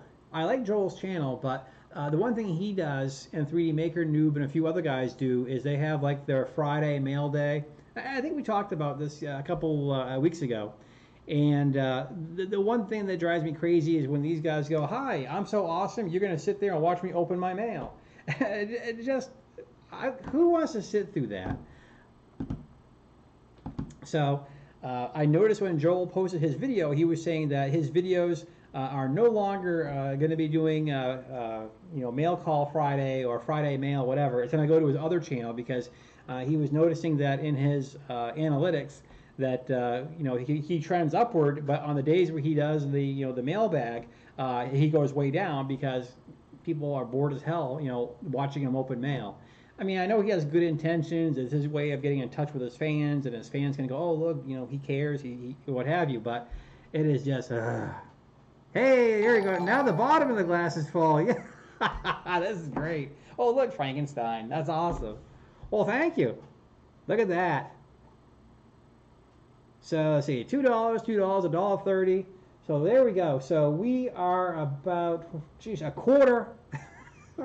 Yeah, because, no, I'm sorry, technically we spent $30. So there we go. That's awesome.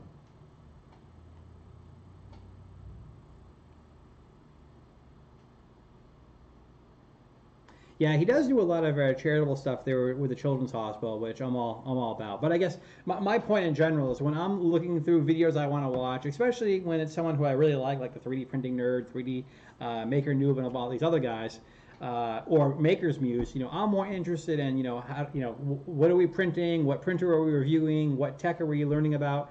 But you know, watching them, you know, open their mail, I tune out. $75 Canadian Tire dollars. Wow.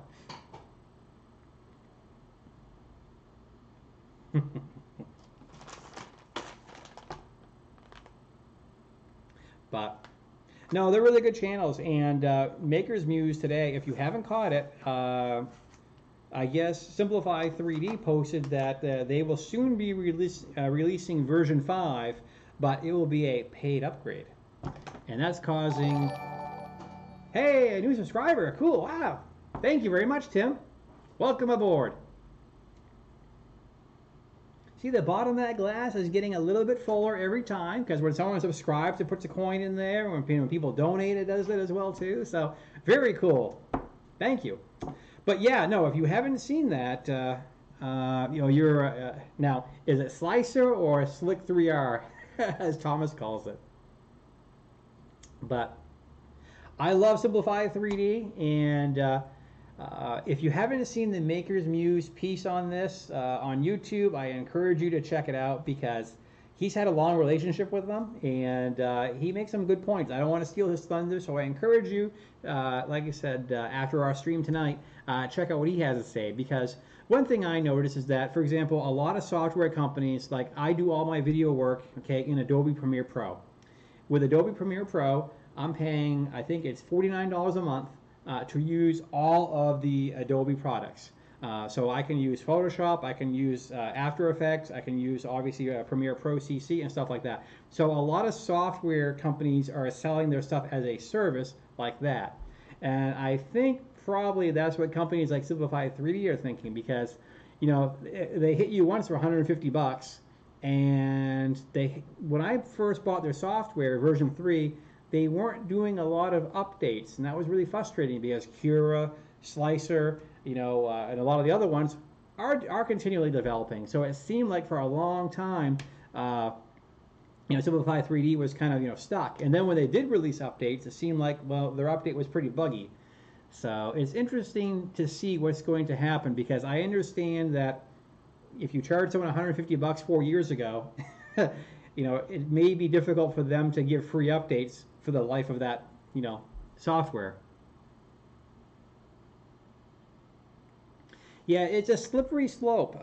Back when I ran a BBS, a Wildcat BBS system, in the mid-90s, it was taken over by Santronics, and they came out with their Win server, and it became a web platform. And they were always, just because everything on the web is always being updated to keep up with all the hacking and the holes in the operating system and stuff like that. And they got to the point where they were just like, if you wanted to do the auto update service, it's going to cost you, 50, 60, $100, whatever.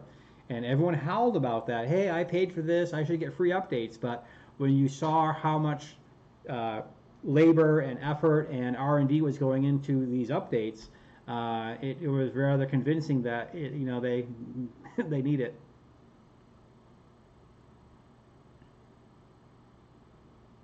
Well, S3D still has the edge on a lot of things. Like I said, I say this with great sarcasm and with great humor, but honest to God, if it wasn't for Cura, I don't think they would sell nearly as many copies of Simplify 3D as they do, because Cura was really late to the table, offering where you can manually place your support. And even the system they have now with their plugins or marketplace or whatever they call it, they change it every 6 weeks, is still a big mess. If Cura gets their act together as far as how the settings work, if they get their act together about how they get feedback from the community, they want feedback, but then they say, no, don't post it on the forum, send it to our GitHub, or no, send it to our Jira. Well, do you want the feedback or not? So they want more people with different type of printers to use their software, but when people with those printers, which are not Ultimaker printers, offer feedback, they say, well, it's not something our Ultimaker customers would use. Well, make up your mind. Hi, John. No, you're not late. I wound up not having the parts I needed to do this upgrade, so for the last hour, well, actually it's been more than an hour, we just been kind of shooting the poo here. I'm trying to remember the profanity filter here, about 3D printing and some of the projects that we're going to be working on over here. So cheers, welcome.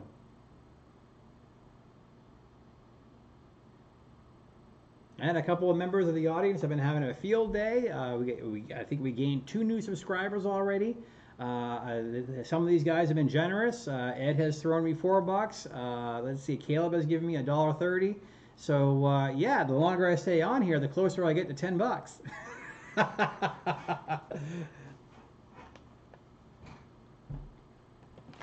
All right, so that's going to have to go back there.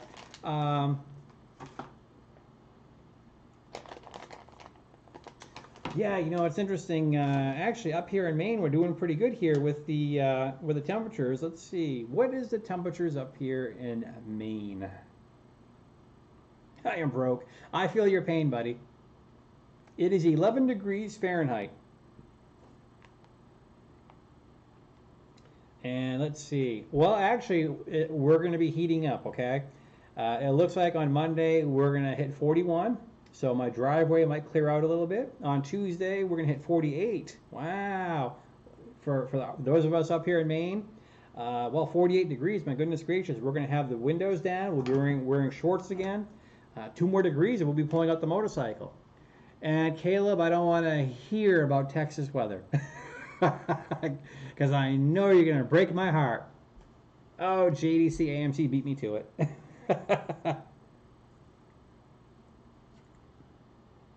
That's right, you're in Mass, yep. Now, as you guys know, I'm not the biggest sports fan, but I guess there's a big baseball game going on tomorrow at 6 o'clock, and Tom Brady and the team are going to be going for a hat trick or something, so So I'm wondering if any of you gentlemen here wish to make a friendly wager on who do you think is going to win, and you know, what kind of score. And yes, I know it's football. My father was very much a sports dad. He was a basketball umpire or referee, whatever you call it. He was a football referee. He did baseball. He did tennis. So growing up, he had every sport covered. So yeah. But being a New England team, I am hopeful that the Patriots will win. I don't know.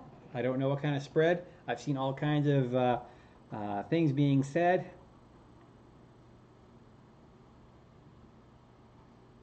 The commercials are going to be outstanding.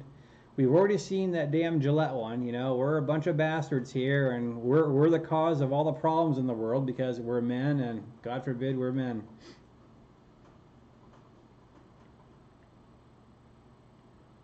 I'm allergic to kickball.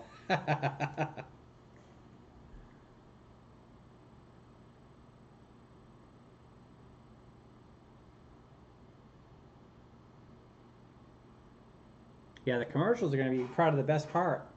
And who's the halftime? Halftime's going to be what, Maroon 5 and someone else? Oh, go Rams. Here we go. All right, good. We got some rivalry going here.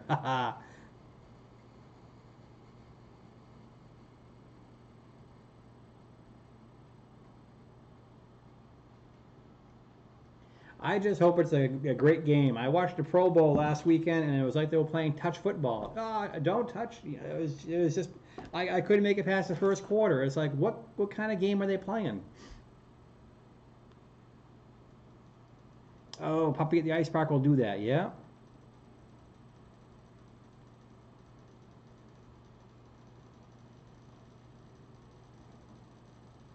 Yeah, they have a couple.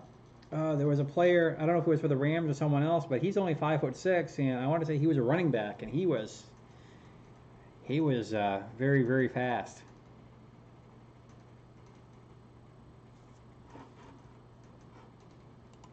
Let me check this real quick here. Yeah, I haven't heard the odds or anything like that. Let's see.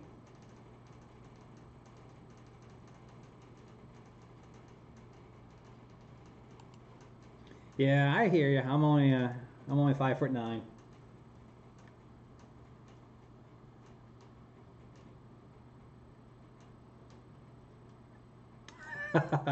Yeah, one of my friends, he lives down in Tennessee. I can't remember where, but his neighbor is as a defensive tackle for the Patriots, and I guess he does all right. Chicken wings, yes, you're right. Well, as sad as it is, I haven't been invited to any Super Bowl parties. What can I say? All my friends are Facebook friends. All the real people are always too busy, so whatever. So I got myself a DiGiorno, I got my soda, I got a couple beers, so I can kick back and watch the game.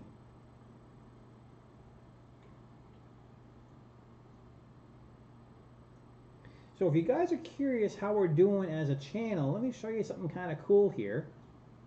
I usually check this once a week or so, but it's been a little while, so let's check this out.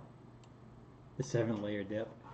So this is Social Blade. This is what tells you, you know, what your channel is doing and with subscribers and whatnot. So here's our ranking among the world here. So I don't know if that's good or bad, but our views are up and our subscribers in the last 30 days is a little bit down. Whatever. But what's interesting, the stuff that I look at is, you know, how many subscribers we gain every day, and we're doing really well. And this is the amount of times the videos are viewed. This is kind of screwed up sometimes. Sometimes what happens is they stop counting at 10 p.m. and then it resumes at 2 in the morning, and then it counts it the next day. So we have a couple of these where we have 800, where actually we had 1,000, but it's screwed up. But so yeah. Our little nerdy channel is doing okay. So if you're new and just found us, I say thank you. But yeah, no, I just wanted to share that with you guys because it looks like, yeah, I mean, we got some healthy growth, and the best part is I'm not putting a lot of work into this. I'm having fun doing it. You guys keep on joining up, and we have these kind of conversations and live streams, and I do need to finish up a couple other videos, but yeah, it's all fun.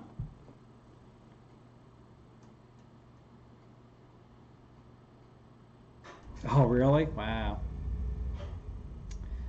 You are at C+. Is that up or down? Well, actually, that's good. There's a lot of people that are at C or D or stuff like that. It's interesting. There's some channels that, let me see if I can find, let's see what I'm looking for here.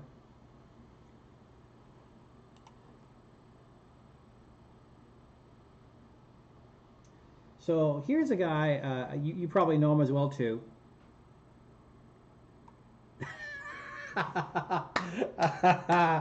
Thank you very much, Ed. Thank you. Wow, chicken wings. Woohoo! Wow. So that pushes me up to what? Let's see, I was at $5.30, so I'm at $7.30. Ah, you guys are the best. So let me share this with you. Ta-da! I'm not going to have a Super Bowl pity party, dude. I've got an Oculus Rift, okay? So if the game is going lousy or it's a blowout, I'm jumping on DCS World, I'm jumping in my Harrier or my F5, and I'm going to go fly the unfriendly skies. So I'm okay. So anyway, you were asking about the C+ in the as far as the metrics go for YouTube. So here's a channel that was really big in the day, and he's kind of let it go. And Barnacules Nerdgasm, and so he's got a B-, and he's got 933,000 subscribers. And I want to say back in the day, a year or two ago, he was pushing about 1 million. He was a lot closer than he is now. And what you notice is that he's losing subscribers at a pretty alarming rate.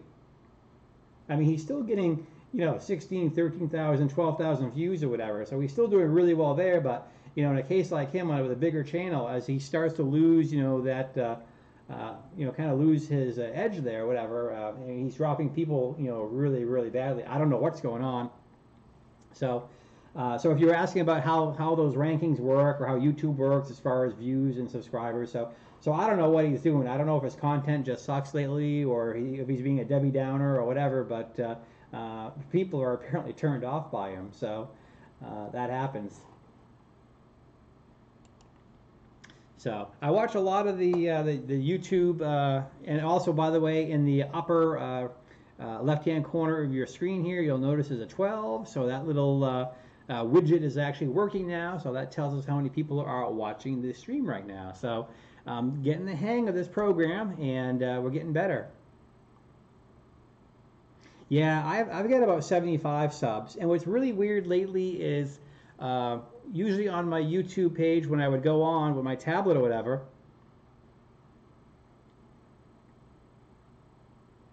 oh, is that what's going on, Clyde? Yeah, because I know for a while there he was talking about all of his, he was going through a really bad bout of depression or something.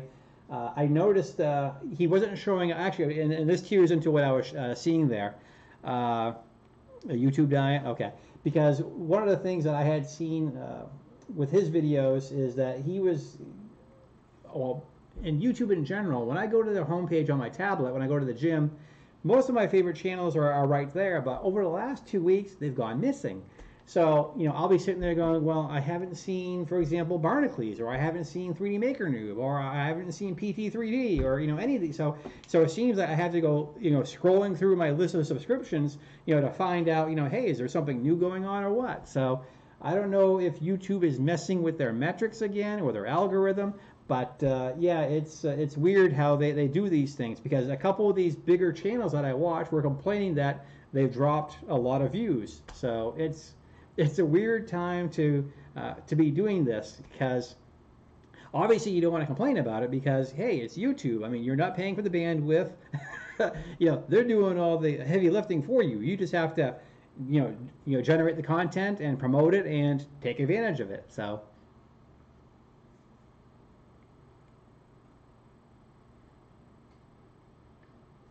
Yeah, there is a lot of YouTube burnout. I've seen a lot of people. I mean, I was trying to do a video every week, but You know, I'm certainly not a big channel or what have you, but I mean, I have the approach kind of like, you know, like Clyde's saying right here. You know, I do it because it's fun, and if it's not fun, I just don't go online. So, but some of these guys are convinced that they're going to quit their job, they're going to do full-time YouTube, they're going to make all this money, all these people are going to pay them to review their stuff, and everyone and their brother is trying to do reviews on YouTube, and it's just, there's a lot of stuff that is just oversaturated. And you guys know who they are, whether you're following 3D printing or, you know, other tech stuff. You know, there's a ton of people that will review anything, you know, hoping to get some hits.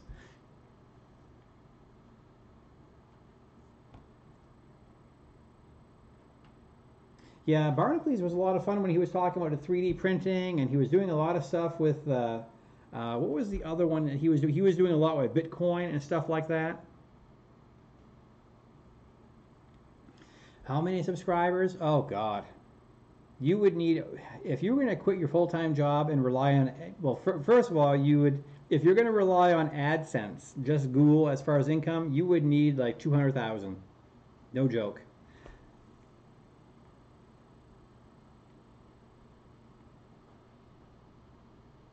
And a lot of these guys, you know, what they do is, of course, they use Patreon. You know, Patreon is another way to gain income. You know, every month, you know, you have people, you know, for example, I have mine set up for, you know, for $5 or $10 or what have you. So, yeah, Bitcoin, I don't know. I just know that he's had a lot of personal issues. He's been trying to lose weight. He had a shoulder surgery and some other stuff. So he's just in a tough spot. And, you know, I hope he's able to turn it around because I know he's married and he has a kid. So I'm just hoping he gets back to his usual upbeat self, because I did enjoy a lot of the stuff that he put on, especially with the computer programming tips and other stuff. So hopefully he's able to get out of this funk. A $1? Yeah, I had one there, but no one was biting, so I thought, well, I'll do the 5 and 10. But yeah, I can put the $1 one back up there. Patreon's been kind of weird. Patreon, I had at one point I had 5 or 6, and then suddenly I was down to 2, then I was up to 3, and then I was down to 1. So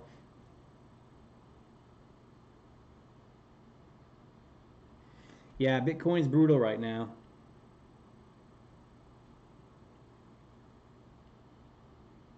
That middle finger.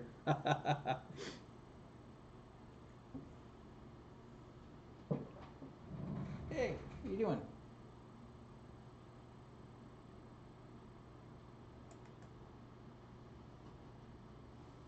Here.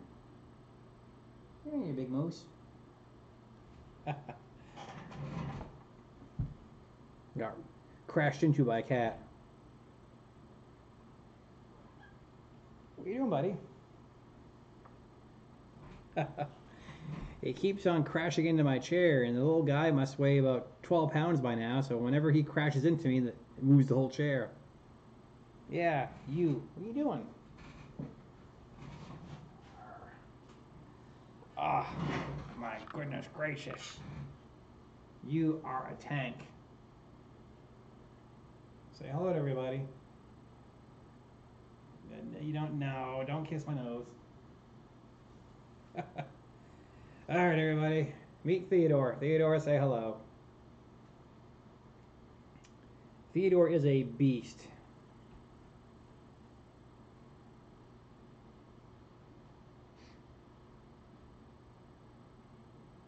$350 new in the box for a CR10S? Wow. That's a pretty damn good deal.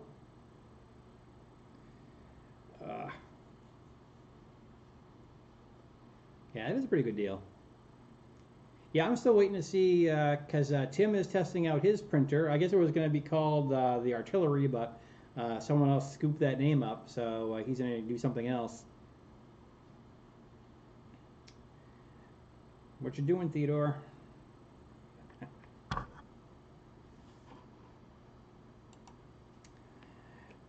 Theodore is all about the chin rub. Yeah, what are you doing?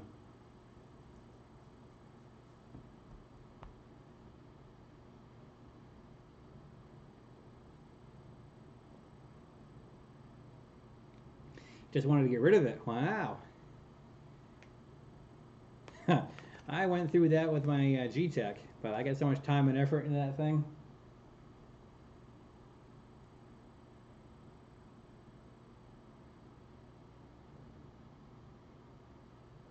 PTFE spray? No.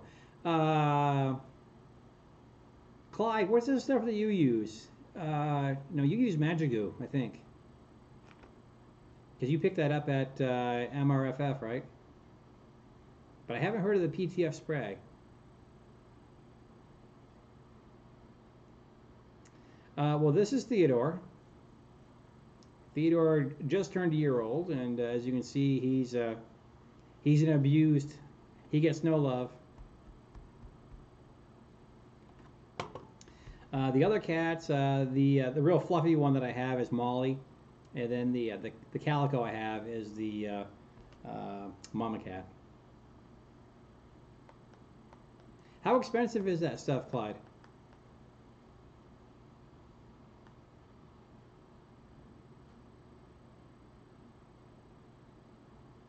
Really? That using it inside the I'd be skeptical of that.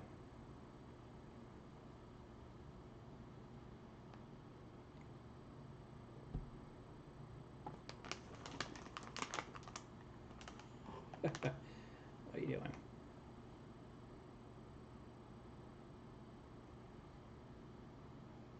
What are you doing, buddy? Going down? Oh, those claws are sharp. Oh, you keep pushing the chair, you little tank.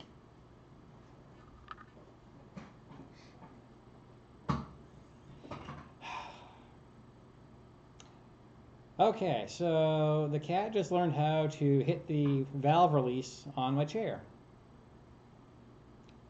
So now I'm really, really, really short. Theodore.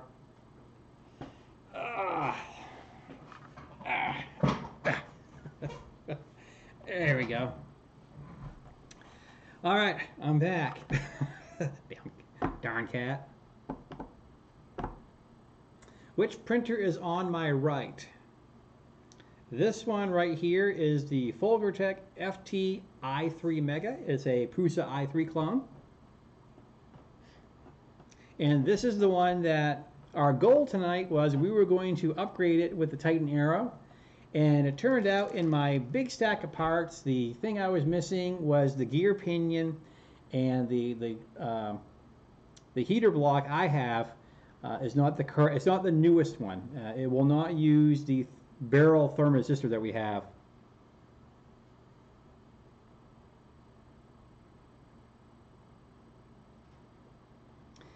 Behind me, that is the G-Tech A10.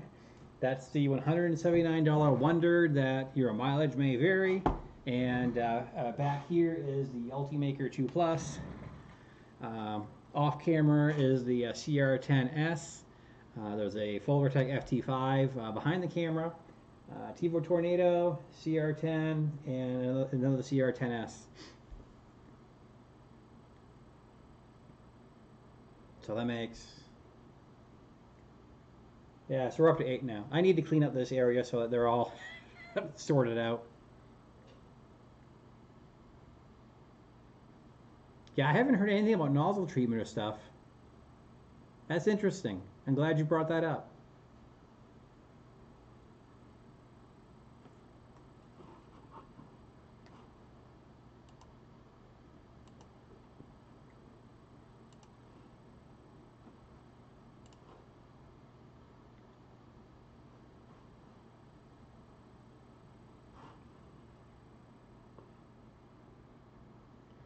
Let's see. Which of these printers do I like the best? My most reliable printer that I have is by far the Ultimaker 2 Plus. But the Ultimaker 2 Plus, I can't print very, very large. So my second favorite printer would have to be the CR10S. And that's the one that I've upgraded the extruder to the CNC EZR extruder. And it also has the Micro Swiss all metal hot end.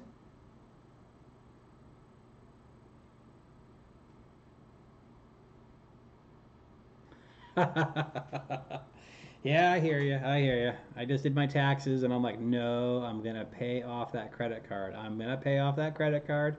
I'm going to make an extra house payment. I'm not going to buy any toys. I'm going to be good. And we'll see how long I stick to that.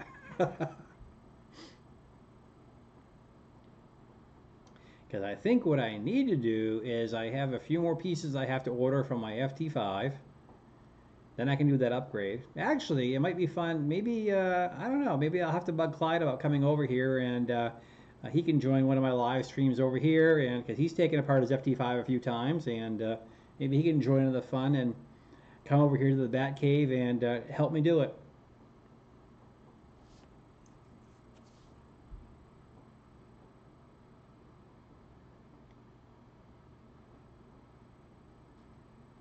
And there's a pizza place right up the road, so I know Clyde would be in hog heaven here with a great big giant pizza, a gallon of soda, and an FT5 to take apart.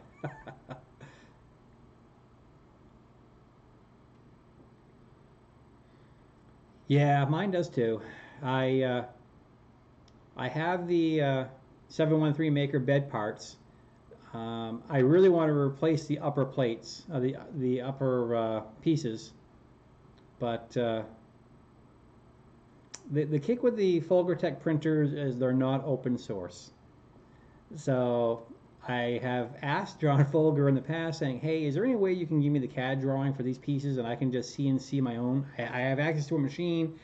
I can buy the metal. I would just like to make some aluminum ones here that I know will be better. No reply. If I ask about other stuff, he'll answer. But so anyway, that's fine. It's not an open source design. I can deal with that. But the people that have made their own, for example, 713 Maker, he has a long queue. It took over a year to get the build plate I got.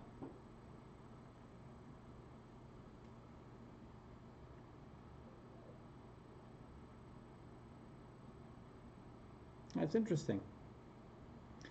Now, the only thing I've been doing, you're talking about PTFE, like I said, the only thing I've done is on two of these printers, I've replaced the PTFE with Capricorn tubing, and that's worked really, really well.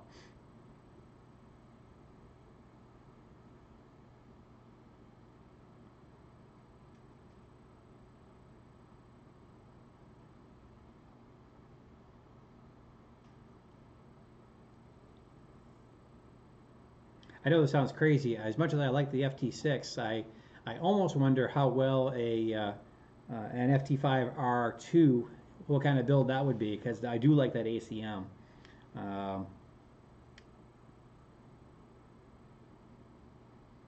Sure, Clyde, yeah. Ping me on Facebook sometime. It's been a little crazy here because I'm back in school and classes are back in session, so work has been crazy. So, but usually my weekends are pretty free if my homework load isn't too crazy. So let me get those parts, and when I have everything I need for the FT5, maybe we can do that.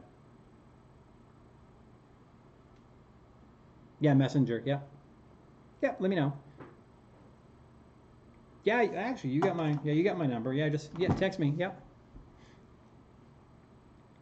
I think you have it. 8675309.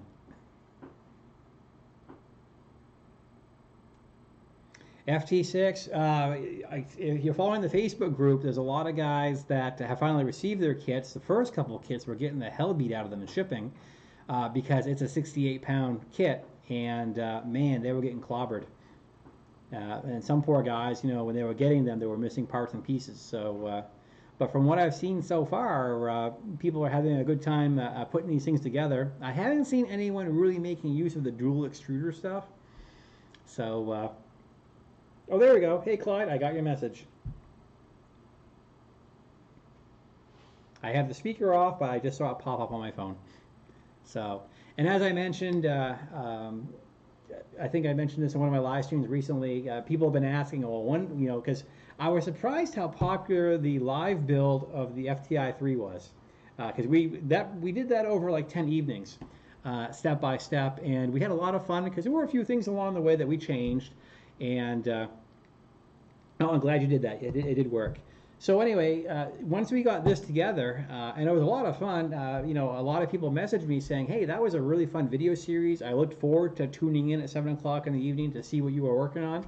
And the metrics showed that it was real popular too. So I'm like, wow, that was a good time. And when I was talking to the FolgerTech guys about it, they were like, well, no, that's great. We love the publicity. And so I said, well, send me a 6. And they said, well, it's a much more expensive kit. Like, okay, well, what kind of deal can you make me?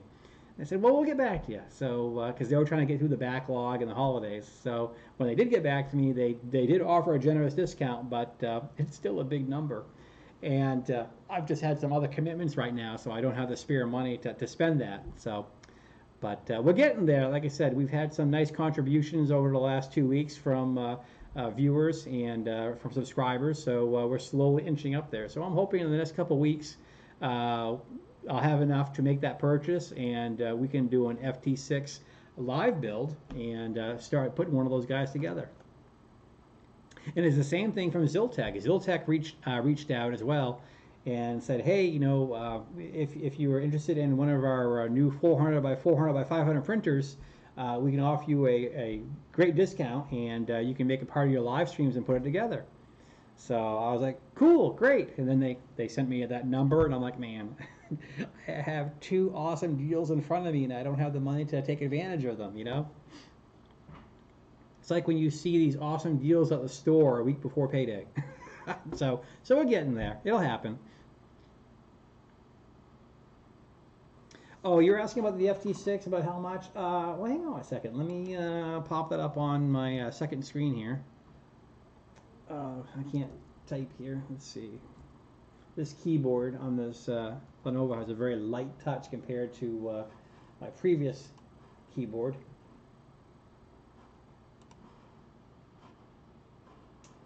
Okay, let's go here and let's go to. So right now, let's see. Their base model is $699, and if we trip it out, because that's what I would do. Yeah, we're gonna go dual with the level. There we go. So we're looking at $819. And oh, sorry, Theodore. So I'm not authorized to reveal the discount I got, but we wouldn't be paying that much. You know, it's not free, but we got a nice discount. So that would be the size machine, the features that we would be building on our build. Venezuelan dollars. My goodness gracious. I just never know what's going to come out of your, well, not your mouth, your fingers.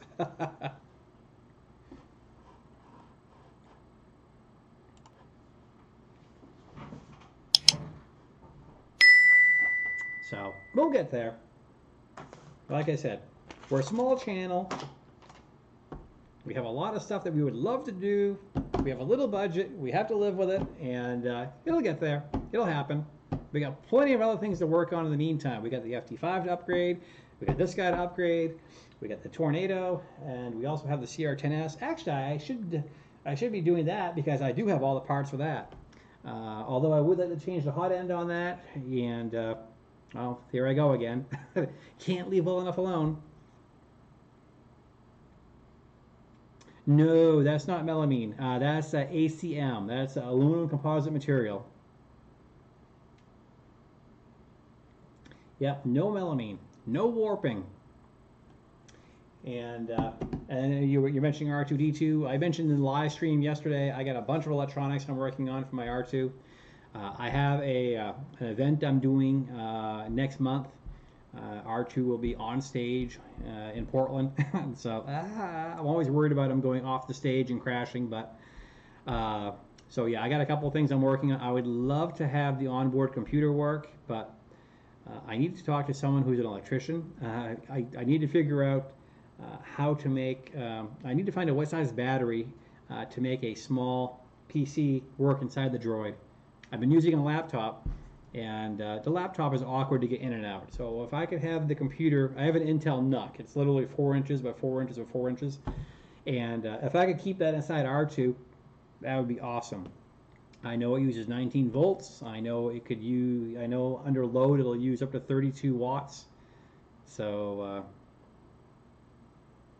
yeah, see, I don't know. That's the thing.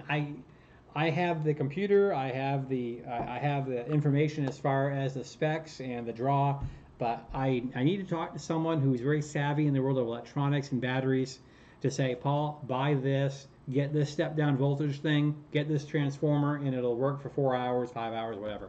So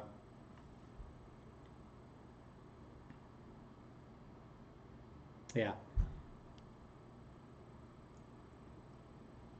So I am quick to admit when I am over my pay grade, as far as what I know as far as electricity in my droid. But so there we are. We're coming up on the 2 hour and 45-minute mark. So what I'm going to do is I'm going to wrap this up because unfortunately we failed to make any progress on the printer, but we wound up having a fantastic conversation about other printers and stuff that's going on. And yeah, I enjoyed my time with you guys. I hope you guys have enjoyed hanging out with me. I thank you guys for actually a couple of you guys there that gave me a couple bucks here tonight. Thank you very much. We'll put that in the kitty and add that to the PayPal account so that the next time we have to order parts, got a couple bucks sitting there. And yeah, as soon as that stuff arrives, I would say probably either on Tuesday or Wednesday evening.